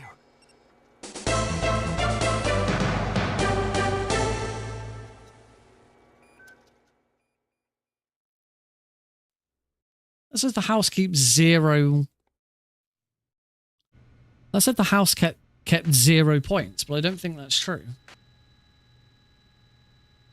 No, that's not true. Okay. I need to go back and have a look at that, because that doesn't sound like Metal Gear Specialist channel. I mean, there's lots of those. But yeah, I did start to have a think about maybe approaching MGSR and saying, look, I've got SC UK now. I have a very, very solid, no pun intended, way of doing events and races and stuff like that. Is anyone interested in doing some sort of event? But I was sort of thinking about it a little bit on a whim, and I mentioned it to Heidi, and she just outright said no. Hey, just like, don't. She said, don't do it. If you want to do something to celebrate the release of it, do it on your, Shut up in there, will do it, do it on your own channel. Hey. Do it for yourself. If you want to invite people to do stuff, then it's your thing. It's not MGSR's thing. She said, don't. She just said, don't do it. Shut up in there, will you? Hey. Hey. Well, see, that's the thing is the only way that that mentality is ever going to change is if people who are actually in MGSR do something and do support that kind of stuff. Because what I can guarantee you is the people who were banned and the people who don't like MGSR because their mates got banned because their mates decided to Photoshop evil pictures of other members for no good reason, are outnumbered by Metal Gear fans.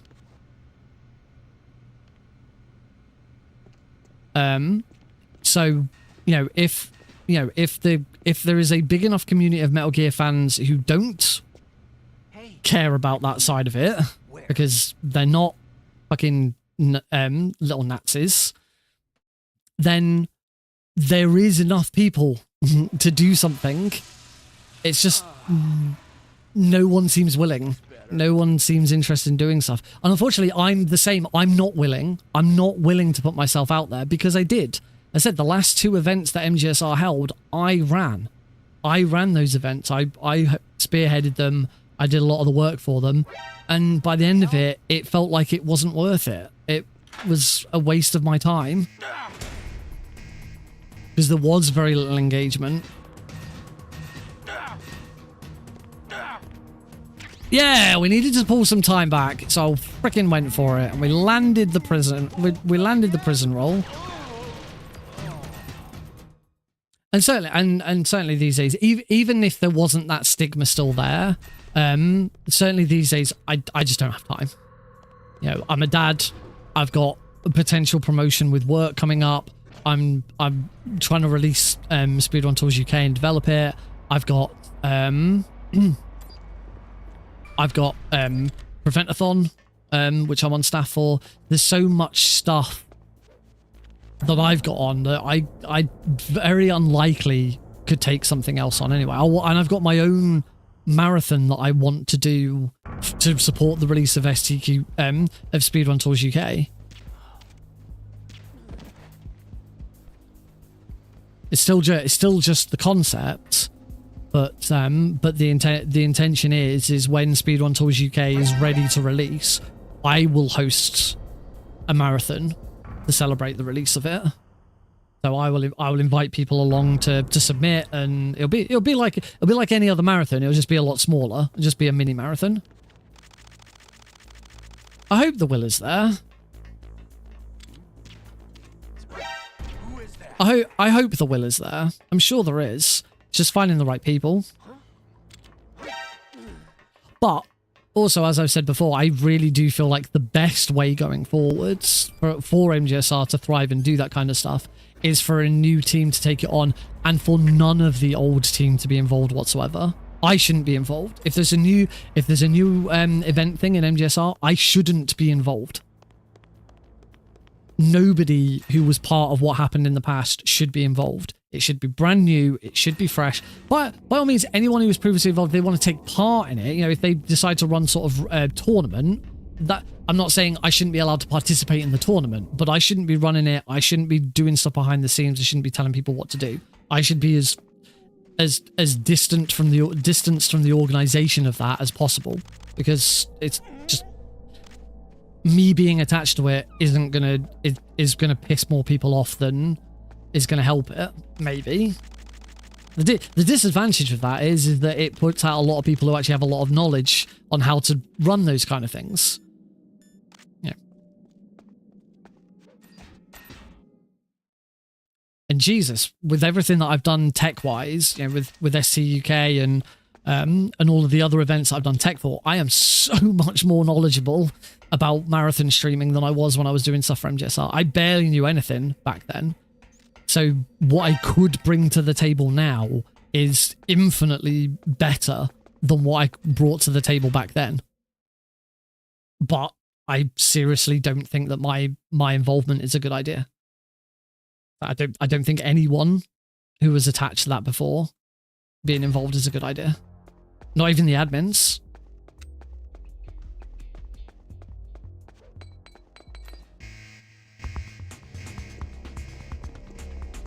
And it'll always be a shame because for about 2 years it was my home online. It was my little it was the place I went to. It was friendly. It was everything I wanted. And I do miss it.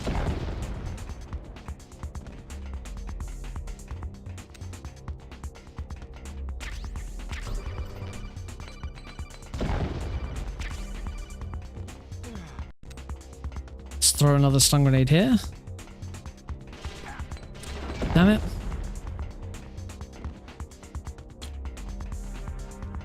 On the flip side, just to give a slightly different perspective on it, I do know that there are people out there who were not happy with certain aspects of it. Insofar, like the only way I can describe it is to say one thing that happened not too recently. I won't say who was involved in it or whatever. But you may recall that I recently, in preparation for Speedremizer, I did my own Metal Gear Solid 3 very easy tutorial, because the previous tutorial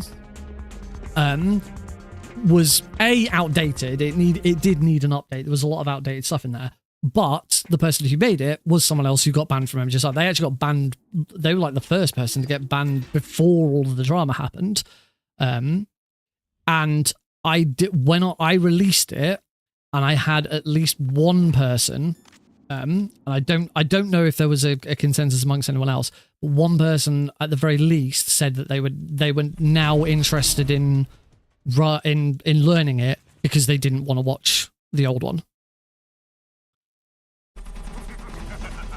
They'd held off learning MGS3 because they didn't want to have to watch the old tutorial from the old person. So there is stuff out there. There are people out there who were as appalled and disgusted by some of the stuff that happened.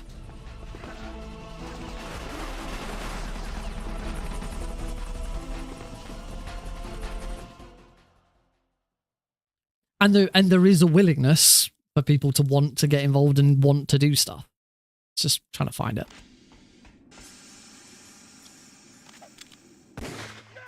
I wish everyone involved with anything Metal Gear speedrunning related good luck, though.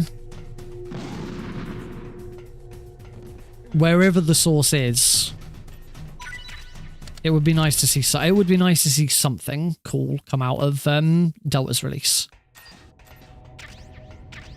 I'm looking forward to seeing what various communities do and come up with. It's going to be a really fun time. It's going to be a really special time.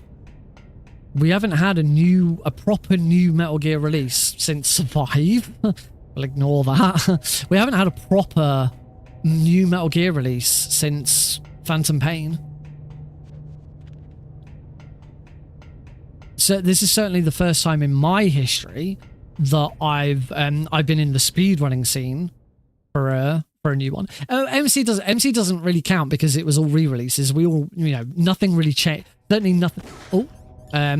Nothing really changed as far as speedrunning was concerned. It's just a lot of stuff got more accessible. To be honest, the only real thing that the Master Collection changed for speedrunning was Metal Gear Solid 3 became way more accessible. That was it. The only thing that the Master Collection really changed. Metal Gear Solid 1, it's still faster to run on it's still faster to run on emulator, and I believe it's still faster to run on PlayStation TV. Metal Gear 1 and 2, I don't think there's much difference with Metal Gear 1 and 2, but you can still emulate them on PS2, and you you don't have to pay for that. Metal Gear Solid 2. Metal Gear Solid 2, it is nice to have a native version of the a native version of the HD edition running on PC. It is some of it is a lot nicer to look at. It is a lot nicer to look at. Particularly with like icons and the HUD and stuff like that. Cool.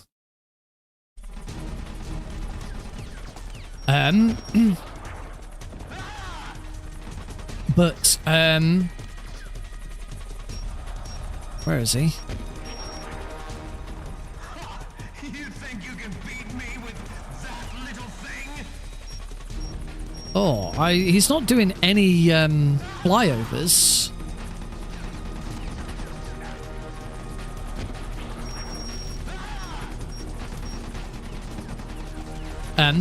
But I understand that the original PC version of MGS2 is still faster. And because it's had so much development with like the all the overlay stuff that's been done over the years. Whoops. It's still seen as a superior version to speedrun on, which I absolutely get.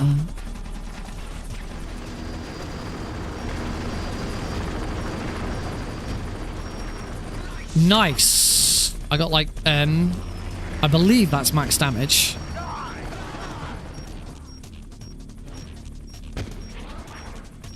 Yes! This could be a really good Hind E fight. Could. Yeah, the tools that the original PC version of MGS2 has are just better. No! That would have been such a good Hind E fight if that shot had landed.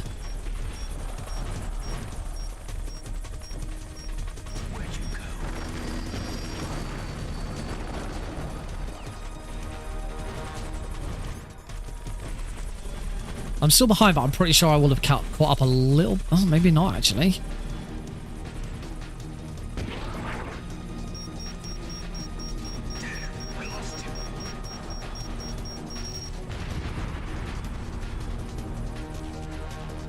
As I say, I understand that.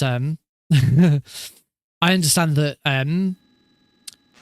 The main thing that makes the original PC version of 2 faster is that the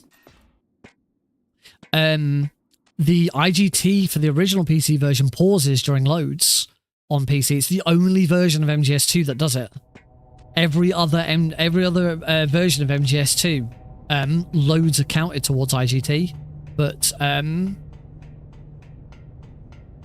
the original PC version, they're not. Now, the Master Collection PC version uses loading remove time anyway, so it doesn't actually matter, but it is still a slower speedrun.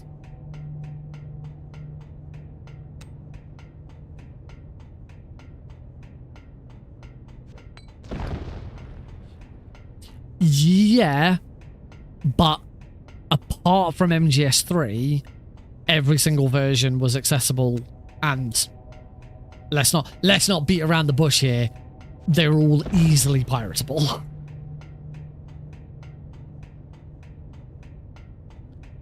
As I say, the only major thing that really changed with the Master Collection. Oh, I've missed a grenade.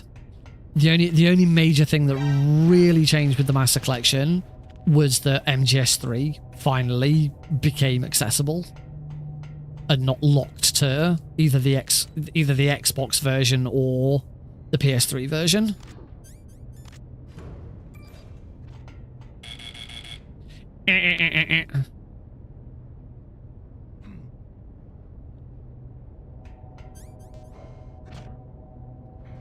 Oh, and for actually, technically, for Metal Gear, Metal Gear Solid 1 and Metal Gear Solid 2, all three of those are available on GOG.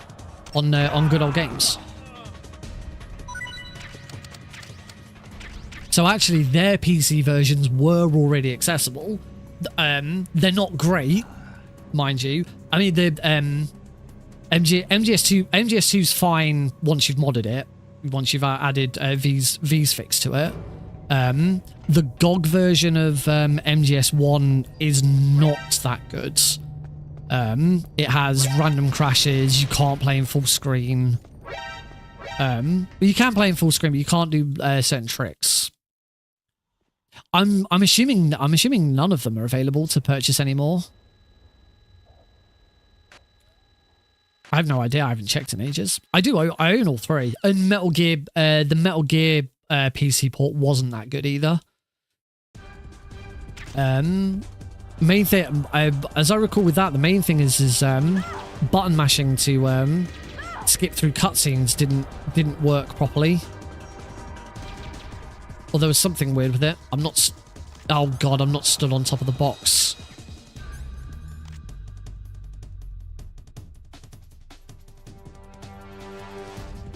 Now I don't know where she is. She's there.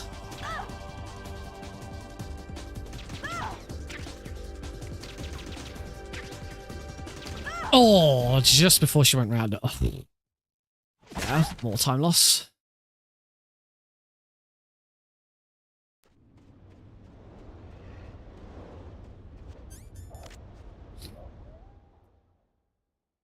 Yeah, that's the three. Three is the only real thing that we got out of it.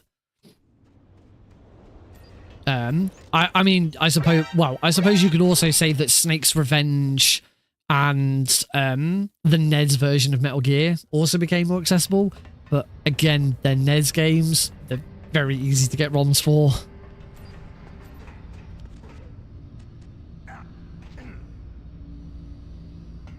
Actually, I do believe Metal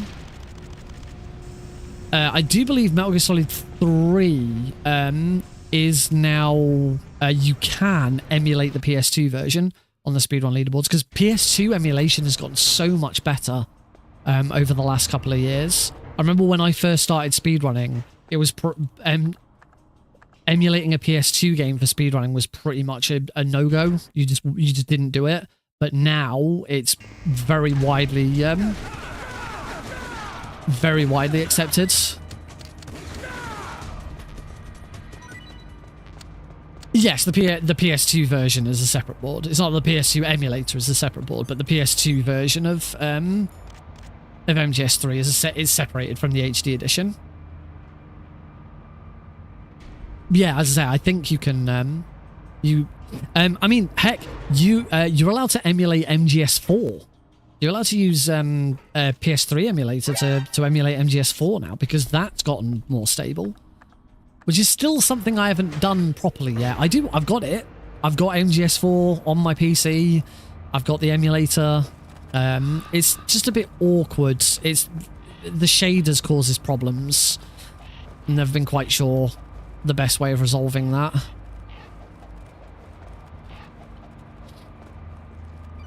And also, I just have no interest in learning MGS4 because it's really boring as a speedrun. Fantastic story, but the speedrun's so dull. In my opinion, I've never done it. I started learning it. I've learned Act 4. And I started running. I started learning Act 1. And Act 2 actually. And by learning, I basically meant I just started running it. I didn't watch a video or anything. I just started running through the game and realized very quickly, oh, you just run from point A to point B and you don't care if you get spotted or anything. It's really only the boss fights that actually make a difference. I don't blame you.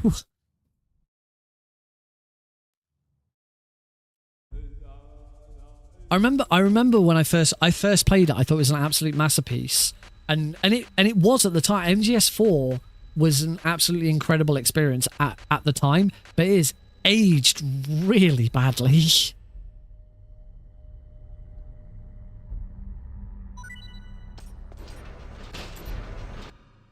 MGS4 is the perfect. Don't get me wrong, I still love it. This is not me just saying, oh, I'm an MGS4 hater. I still love the game.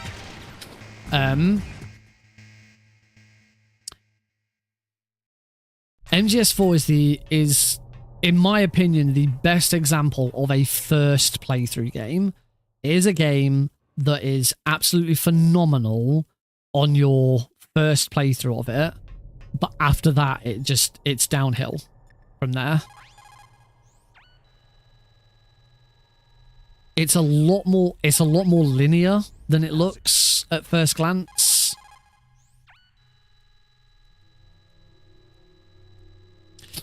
And when we finally do get it on Master Collection Volume 2, which is already, it's like pretty much confirmed. The developers did a talk about it at one point and basically said, yeah, it's on Master Collection Volume 2. We're working on it. That's better. That's what we're supposed to do there. So look, I had another instance where I started trying to aim and Snake put his gun back down again. I'm not sure. I'm not sure I'd agree that it shouldn't have been made. The main problem with 4 is it's too much. It leans too much on story and not enough on gameplay, which sounds really weird because it has some of the most innovative gameplay in the series as well. There just wasn't enough of it.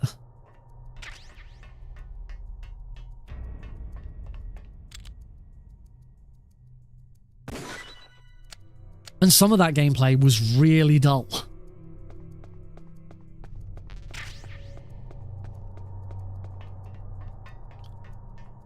Except it wasn't really dull on your first playthrough when you thought it was awesome. But then every other time you go through it and you have to slog through it again, it's like, oh, I can't be arsed.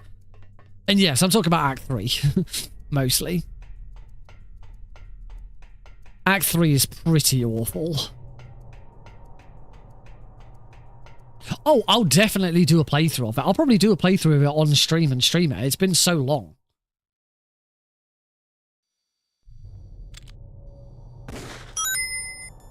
Ooh, gold split.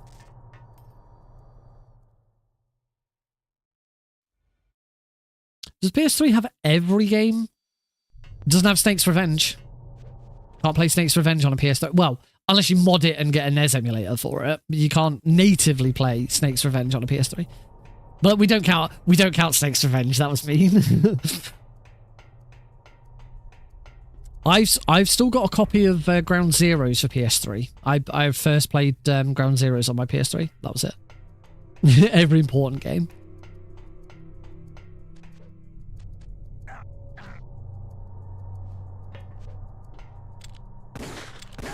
I mean, yeah, I say that there's like, you know, all the portable games. You can't play Ghost Babel on it. You can't play Metal Gear Solid 3D on it. You know, but no, the actual mainline series. I think I was about to say the only game I can think of that's not really on there is Peace Walker, but no, Peace Walker is. I suppose you could argue that Portable Ops isn't on there, but Portable Ops is also not really considered canon.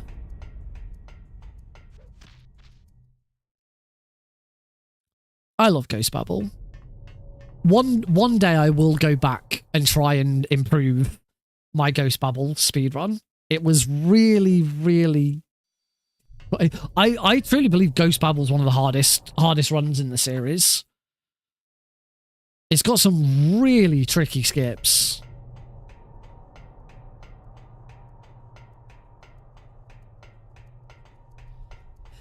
One day, I will bite the bullet and I will learn Acid 2.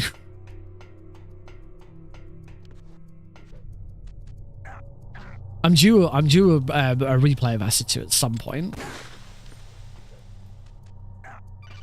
Can it?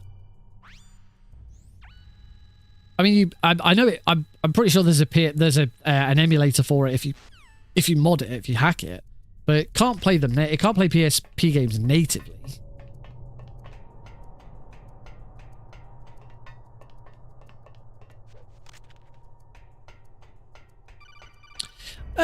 There's it's not. I mean, it's not dissimilar. The PS had ODP minis. Oh, the minis. Yeah, but they're not. That's not every PSP game. That's yes. There were games called PlayStation Minis that could be played both on a PS3 and a PSP. The PS3 can't play standard PSP games.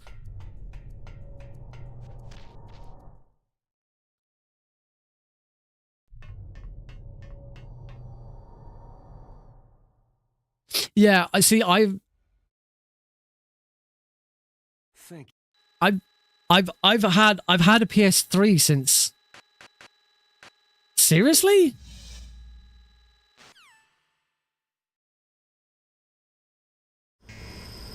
Am I missing something here? Because I've never known this. I've had both a PS3 and a PSP since pretty much they came out.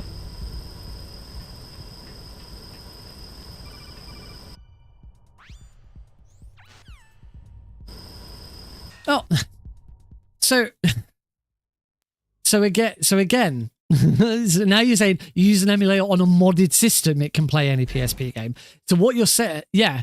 So what you're saying is it does actually have, it technically has native support, but you can't access that native support.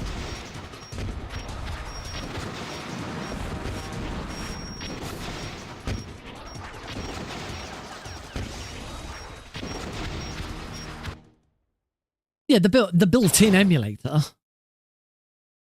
It is still an emulator. It's the PS3 has a built-in. The PS3 has a built-in PlayStation 1 emulator. The same way the PS Vita does. PS Vita can play the PS Vita has a PSP emulator, and within that PSP emulator is a PS1 emulator.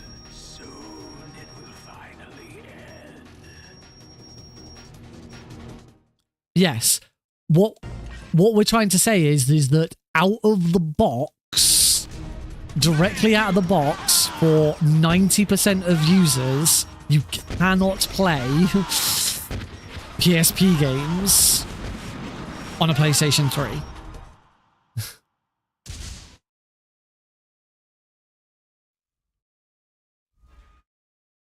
You have to hack it to unlock unlock the emulator that it has in it. I wasn't aware that the PlayStation 3's emulator that it uses for PSP minis could actually play PSP games as well. That is news to me. I did not know that.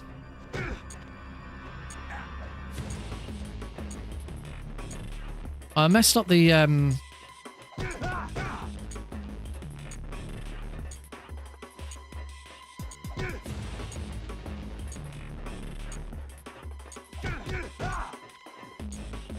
I messed up the initial punch. Oh, there we go! Boom, boom, boom! That's a lottery roll, people.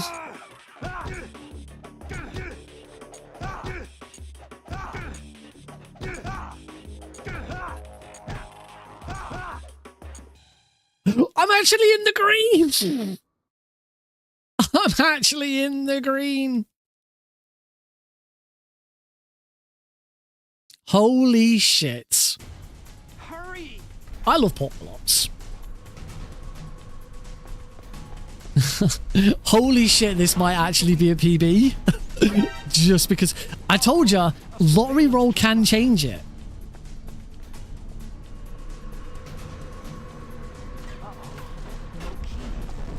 Technically, the PSP can run any game, but any that it doesn't have official support for, it does struggle with. So, for example, there is no official support for the English versions of Jade Cocoon. on the PSP and PS Vita. Only the Japanese version gained official support. If you've got a modded PS Vita like I have, and you try and get an unofficial way of getting Jade Cocoon onto it, which I have also tried, it has several unescapable crashes.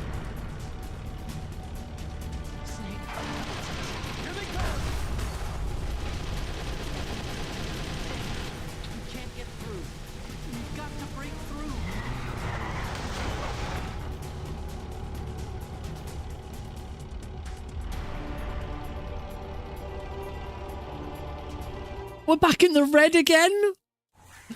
Oh my god.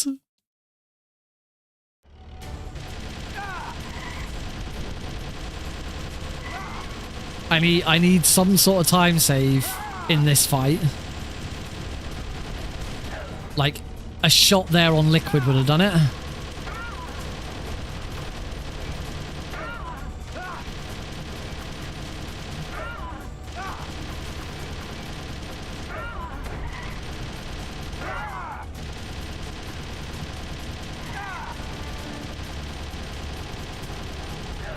Or a shot there on liquid would have also done it.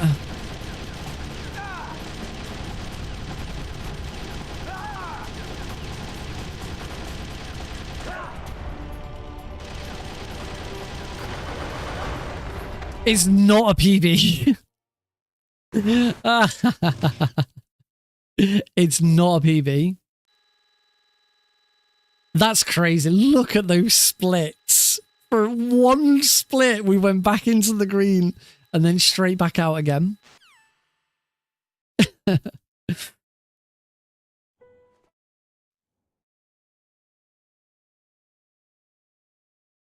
we go, 2.36. At least I'm consistent. That is consistent. So that's something. But that's just crazy to see all of that red and then just right at the end, a single bit of green. That was so dope. So crazy. Fun times. All right, let's mute that there game audio. And we'll swippy swap on over to the bigger camp. So no PB today, unfortunately. And it's very I have said already that this is probably going to be my last Twin Snakes stream for a while. Maybe if I get a chance, I might try and do an offline run just to see if I can do it. I do tend to concentrate more in offline runs. Like, so much of that run was shit because I just wasn't concentrating. If I'd known I was going to get a bloody lottery roll at the end. That was great. That was a proper full-on lottery roll.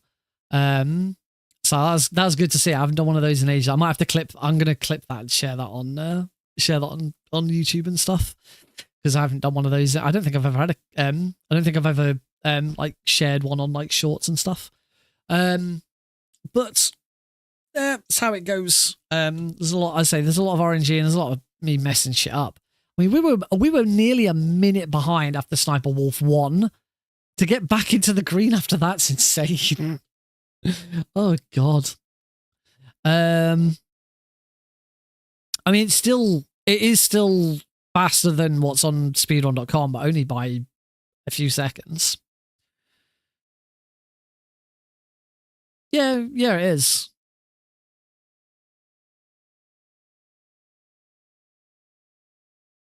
No, he doesn't. I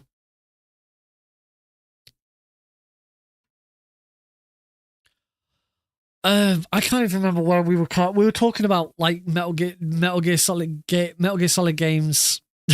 Okay, fair. That's fair. We're talking about like Metal Gear Solid games and their availability and stuff. I mean, once we finally get Master Collection Volume 2, which has Metal Gear Solid 4 on it, then, you know, we're kind of, at that point, we're kind of set. We're kind of done. It would be really nice if they could make some of the PSP games more accessible. You know, if we had native versions of Acids, of Portable Ops, available. I think it's probably fair to assume that Peace Walker will be on Master Collection Volume 2 because it's the only one. It's the only one from the Master Collection that wasn't on. The only one from the HD collection that wasn't on Master Collection Volume 1, so it makes sense to include it now.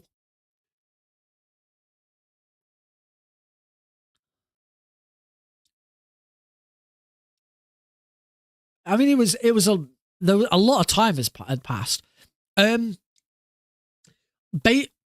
Essentially, yes. Basically, the Master Collection developers did a video, like a chat at one point with people, and they talked about volume 2, and they basically said without 100% saying Metal Gear Solid 4 will 100% be in Metal Gear Solid in Master Collection Volume 2. They basically said they know that everyone is kind of expecting MGS4 to be in it. So yeah, sort of. I say it was like, it wasn't an official confirmation, but it was kind of, it was kind of like, yeah, we get it. We all know that it's going to be in it. We're just not actually going to 100% confirm it. So it's all but officially confirmed that MGS4 will be, and it makes sense. Like what other game would you put in before Metal Gear Solid 4 and Master Collection Volume 2? It's the only game in the entire history of Metal Gear that is only available on a single console.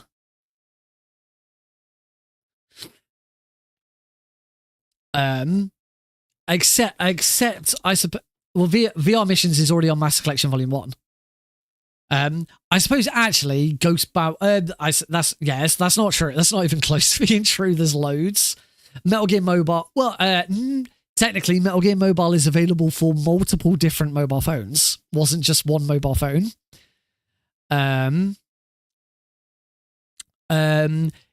Technically, I don't think Ghost Babel has ever been released anywhere else. I do believe that is still locked to the Game Boy. Although you could kind of, because I'm also kind of talking about backwards compatibility as well and stuff like that. Technically, it's that okay. Now you're splitting hair. Now you're splitting hairs. Like how deep do you go? Technically, actually, Ghost Babel can be played on multiple different consoles because you can play it on a Game Boy Advance. You can't.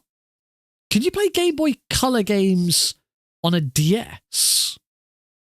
Or can you only play advanced games on a DS?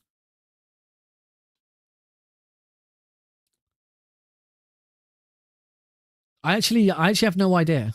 I don't know. Because I never had a DS. I've got a 3DS, only advanced on it. That's why I asked, because I'm sure I'd heard somewhere that was the case. But wasn't 100%. So yeah, but you can play Ghost Babel on a Game Boy Color or on a Game Boy Advance. I'm not counting the Game Boy Mini because the Game Boy Mini was just a Game Boy Advance. And DSi can't play them. I don't think like Ghost Babel ever made its way to any Nintendo eShop or wherever Game Boy games ended up anyway. I don't believe. Twin Snakes actually is another. No, I'm wrong. Twin Snakes can be played on a Wii, which is what I play on. I play Twin Snakes on my Wii. Twin Snakes can be played on a Wii and can be played on a GameCube. There is the only other well, every PSP game can be played on a Vita or a PlayStation TV. I think. I can't remember if Acid and Acid 2. I can't remember if Acid and Acid 2 are actually officially supported. Oh yeah, and Wii U. I forgot about. Sweet, you play GameCube games on a Wii U. I forgot about that. I mean, we all forget about the Wii U. I don't actually. Yeah, I don't think Acid and Acid 2 are technically officially supported on Vita, because you can't play UMDs on a Vita. Vita was either digital or on Vita cartridges. I want to check, but I don't think Acid and Acid 2 were on the ever on the PlayStation Store. Portable Ops absolutely was. Portable Ops is 100% official. Portable Ops PlayStation Store. See, all of that side of the PlayStation Store's gone now, I think. Yeah, I'm pretty sure Acid and Acid 2 weren't.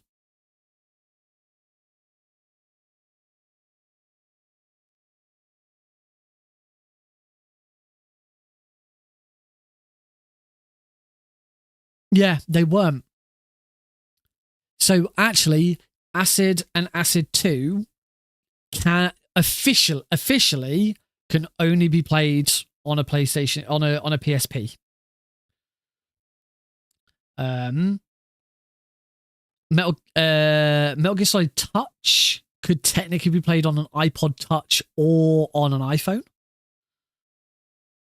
So yeah, actually, I do believe it is only, and we're talking about official support here. To the best of my knowledge, the two Acids and Metal Gear Solid 4 are the only games in the series. If you think of any others, shout them out. As I say, you could play Metal Gear Mobile on multiple different. There were multiple mobile phones that were supported, so that counts. The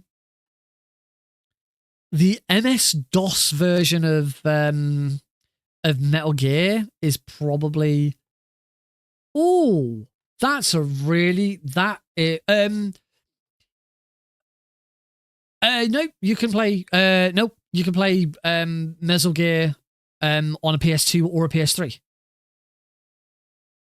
In fact, I play Metal Gear on my I speedrun Metal Gear on my PS3. Because Metal Gear is kind of funny because technically it's not a Metal Gear game, it's an Ape Escape game.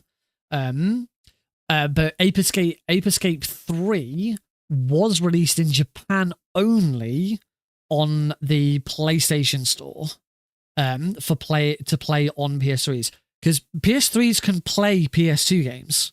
Any PS3 can play any PS2 game. And we're delving into the same territory that Paul was delving into. Every PS3 had a PS2 emulator in it. It's only the original models, the very first models, that had the PlayStation 2 chip in, so that you could play any PS2 games. But in Japan only, some PlayStation 2 games received official support and were officially sold on the Japanese PlayStation Store to play on PS3. I say a PS3 could play any PS2 game.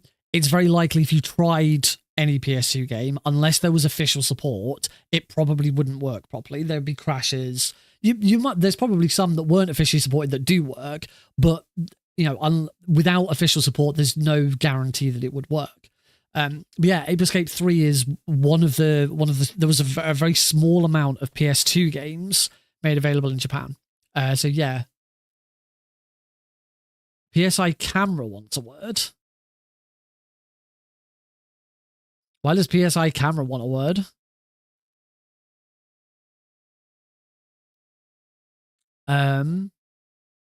Yeah, I can't think. As I say, the MS-DOS version of Metal Gear 1, I mean, MS-DOS was available in lots of different places, so I think that doesn't count. Jesus Christ. All right. I had the PS3 one at one point.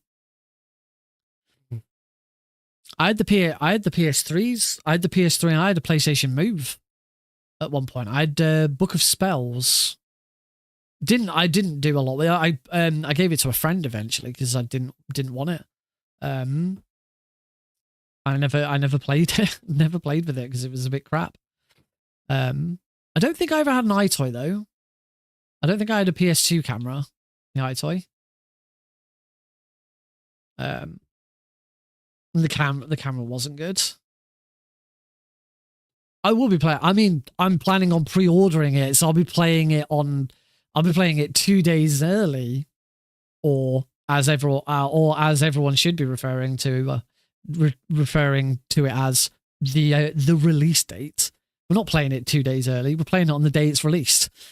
You've released it to the public 2 days early. No, you've released it to the public on its release date. Oh, yes, I've already said, well, because it releases on Thursday, but it'll be available, but it's available for anyone who pre-orders it on the Tuesday. So and we're now talking about Delta. So I will. The only thing that will stop me is it depends what time of day it's released. If it's released at midday in the UK time, then yeah, I'll probably play it. I will stream it on that Tuesday. But if it's not released until 6 p.m, I won't be able to download and install it in time. Has it already been? Oh, is there already a time? Is already a time? But whether I end up playing it on the Tuesday stream or the Thursday stream, what I've already 100% confirmed is my very first stream of it will be a full playthrough, casually, all cutscenes, all mandatory codecs, and I will also be attempting to get every keratin, gecko, whatever it is.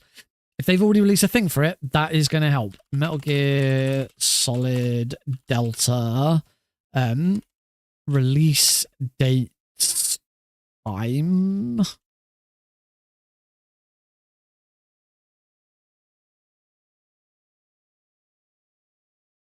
I am really looking for. I mean, I've always been for a very long time, particularly before the reveal of Delta Kit was announced.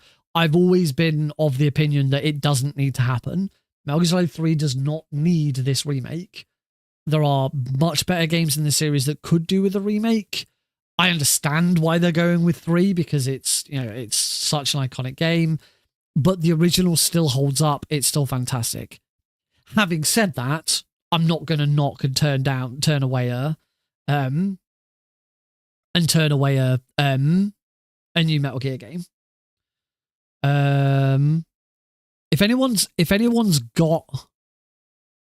got access to this release time thing, UK gets it at 12 a.m. on PS5 and Xbox, and Steam gets it at 2 p.m. Ugh. 6 hours. Yeah, I mean, I may not agree that I may not think that we need this game, but I'm not going to knock a new game. Okay, cool. I was assuming there was going to be some sort of spreadsheet image. MGS Delta release times international images. There it is. There we go. Yeah, Steam. Why does Steam get it at? That's crazy. Although it's worth noting that is August 28th, which is its official release date. That is the Thursday. That isn't the Tuesday. I mean, I think we can probably assume that the Tuesday times will be the same. But obviously we don't know that for certain. But yeah, I think 2 p.m. shoot. I don't know if they've confirmed how big it is. They said I would have thought that the pre-order would be 2 day. I haven't bought it yet, but I'm planning on getting the digital deluxe edition. See, actually, there's something here that there's a picture here that suggests that it's only the digital deluxe edition that gets the 48-hour early access. I was under the impression that the 48-hour early access was for every version. But no, actually every single diagram that I'm seeing. No, because then there's that official picture that just says pre-order bonuses, 48-hour early access. I mean, whatever happens, I'm gonna get the digital deluxe edition because I want all of the extra stuff. Because I'm gonna end up getting it anyway at some point. Because I'm a Metal Gear fan, I'm gonna get it all.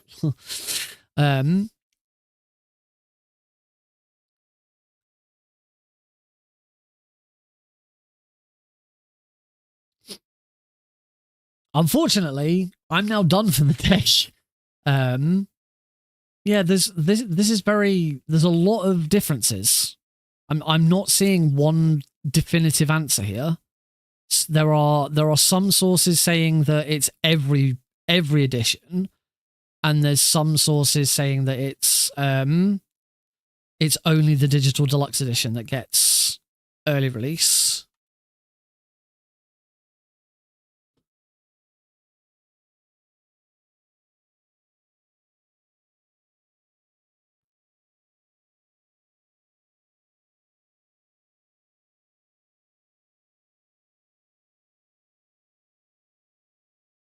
No, right, no. I'm on the store page. Yeah, like we're getting a Switch version. I was very surprised at the latest at the Switch 2 Direct that they didn't announce that Delta was going to the Switch 2. I'm almost certain Delta will go to the Switch 2. No, according to the official Xbox store page for it, it is only the digital deluxe edition that includes 48 hours early access. Let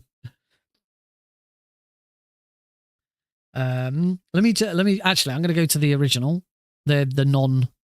No, on the standard version of the game, it does not mention it. So it is only the digital deluxe edition that has the 2-day extra access. As I say, I'm not getting it for the 48 hours. I mean, it'd be nice, but no, I'm getting it because I want to, I want all the skins and stuff like that. Partly because at some point, once I've learned the speed run, I will go and say I will submit it to marathons, and that kind of stuff, face masks and stuff like that is great. I haven't pre-ordered it just yet because every time I think about pre-ordering it, something else comes up and I don't have the money. Right now, I do not have the money to pre-order it. So pretty much like the next time I get a Twitch payout or YouTube payout, I'll probably pre-order it then. But I will be pre-ordering it at some point, just when I know that I'm not gonna go bankrupt with it. So yeah, it's gonna be awesome. As I say, I will be having a think as to whether there's anything else I want to do. How much? I will be getting it from CD Keys because that's where I tend to get all of my most of my PC games these days because they tend to be a lot cheaper. And CD Keys have got it on the digital deluxe edition on pre-order for £48.49, which is better than I mean on Xbox the digital deluxe edition is £80. In fact, that says £80 plus. How can it be? What further from £80 can it be? How much more over 80 quid? Why is it saying? Oh, I've got to sign in and use my authenticator app to sign in because Microsoft. Why can't I look at it? Where's the notification for my authenticator? Oh, that one. Yeah, CD keys is great. I bought so many games on CD keys. I hear a Heidi moving around outside, which is odd. I click on where it says $79.99 plus, and it just it just takes me straight to pay with PayPal, click buy, and yeah, I don't know why it says $79.99 plus, but yeah, 80 quid for. I mean, it's. What have I done? I've gone on some. I went on something and something started playing music. I don't know what. That was weird. Steam. Oh, I went on Steam. And I was the game I was downloading throughout the whole stream. It was the Supervive is what I've just downloaded. It's like a MOBA battle royale kind of thing.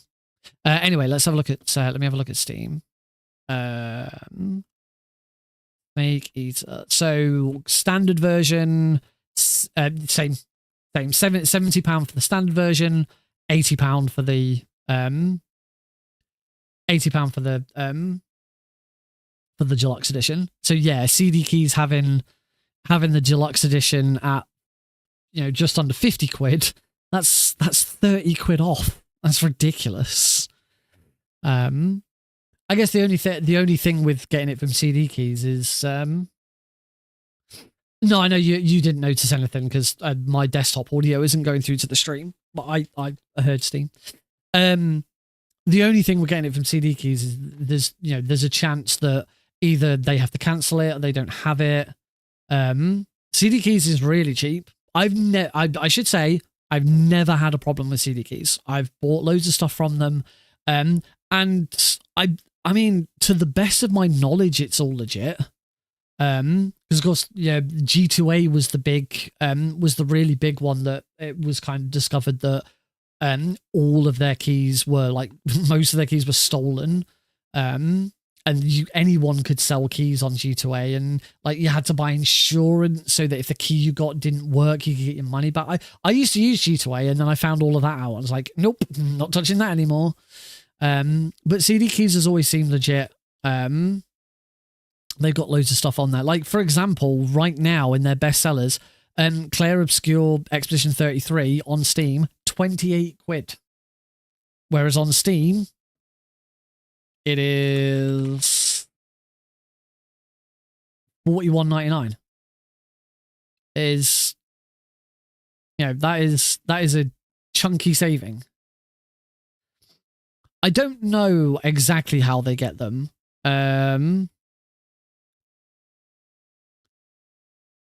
But I in research that I've done before, I've not seen anything to suggest that they're anything untoward. I don't know how they do it.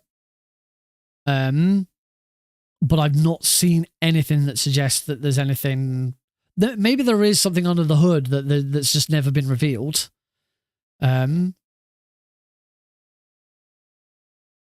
Maybe I don't know. As I say, but I've never seen any evidence of it, and I don't believe I've ever had a problem with CD keys. I'm just gonna have a quick look at my. I don't know if I've ever pre-ordered anything from them. So I'm just going to quickly check back through my history and see if I can find anything that was a pre-order. Because the only other thing is that they might not have it straight away. They might not have it on release.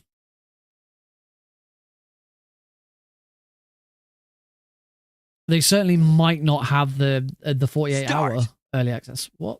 No, don't start. No, stop. Reset. Yeah, Jay Cocoon will be back. It'll be Jay Cocoon and Clonora again on Tuesday. But yeah, thank you for joining in, Cosmic. We will be ending the stream shortly anyway. Yeah, let me just have a quick look through my... So I'm not showing anything on stream because there's loads of information. The last game I bought was Disney's Hercules for 79p. I got Balatro from it. Gigantic. Don't think that was a pre-order. Miles Morales.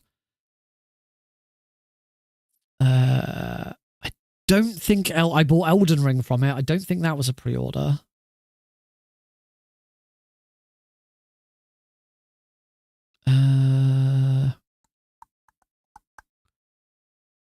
So I don't think I bought Survive from it.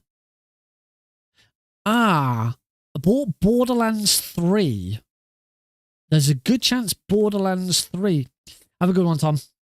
There's a good chance Borderlands 3 was a pre-order. When was Borderlands 3 released? Borderlands 3's release date was the 13th of September 2019.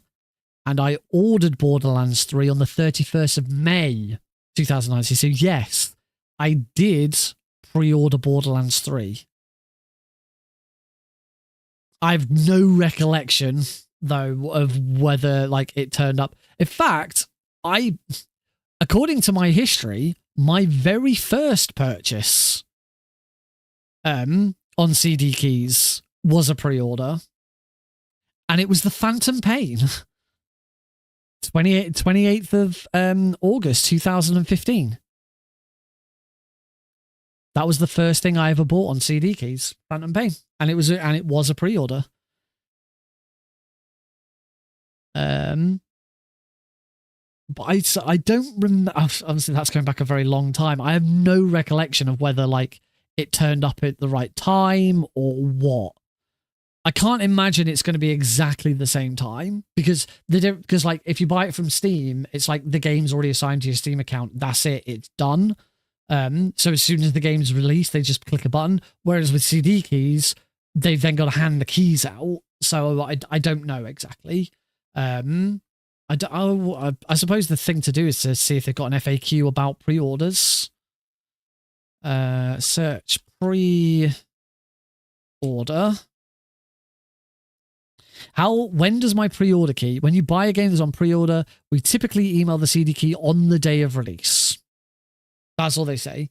So if it releases at 2 p.m, I think we should be fine. If we don't, then tough. We play it on Thursday instead. Although, as I've proved tonight, I can download something on Steam and it doesn't interfere with the stream. So maybe we just keep downloading it, and as soon as it's ready, we play it. I don't know. Yeah, that is going to be it for tonight's stream. I really should probably hit the hay soon. Who have we got that we could raid? I don't know if like Happy Dude or anyone is currently streaming. Doesn't look like it. Oh yeah, GDQ released the schedule.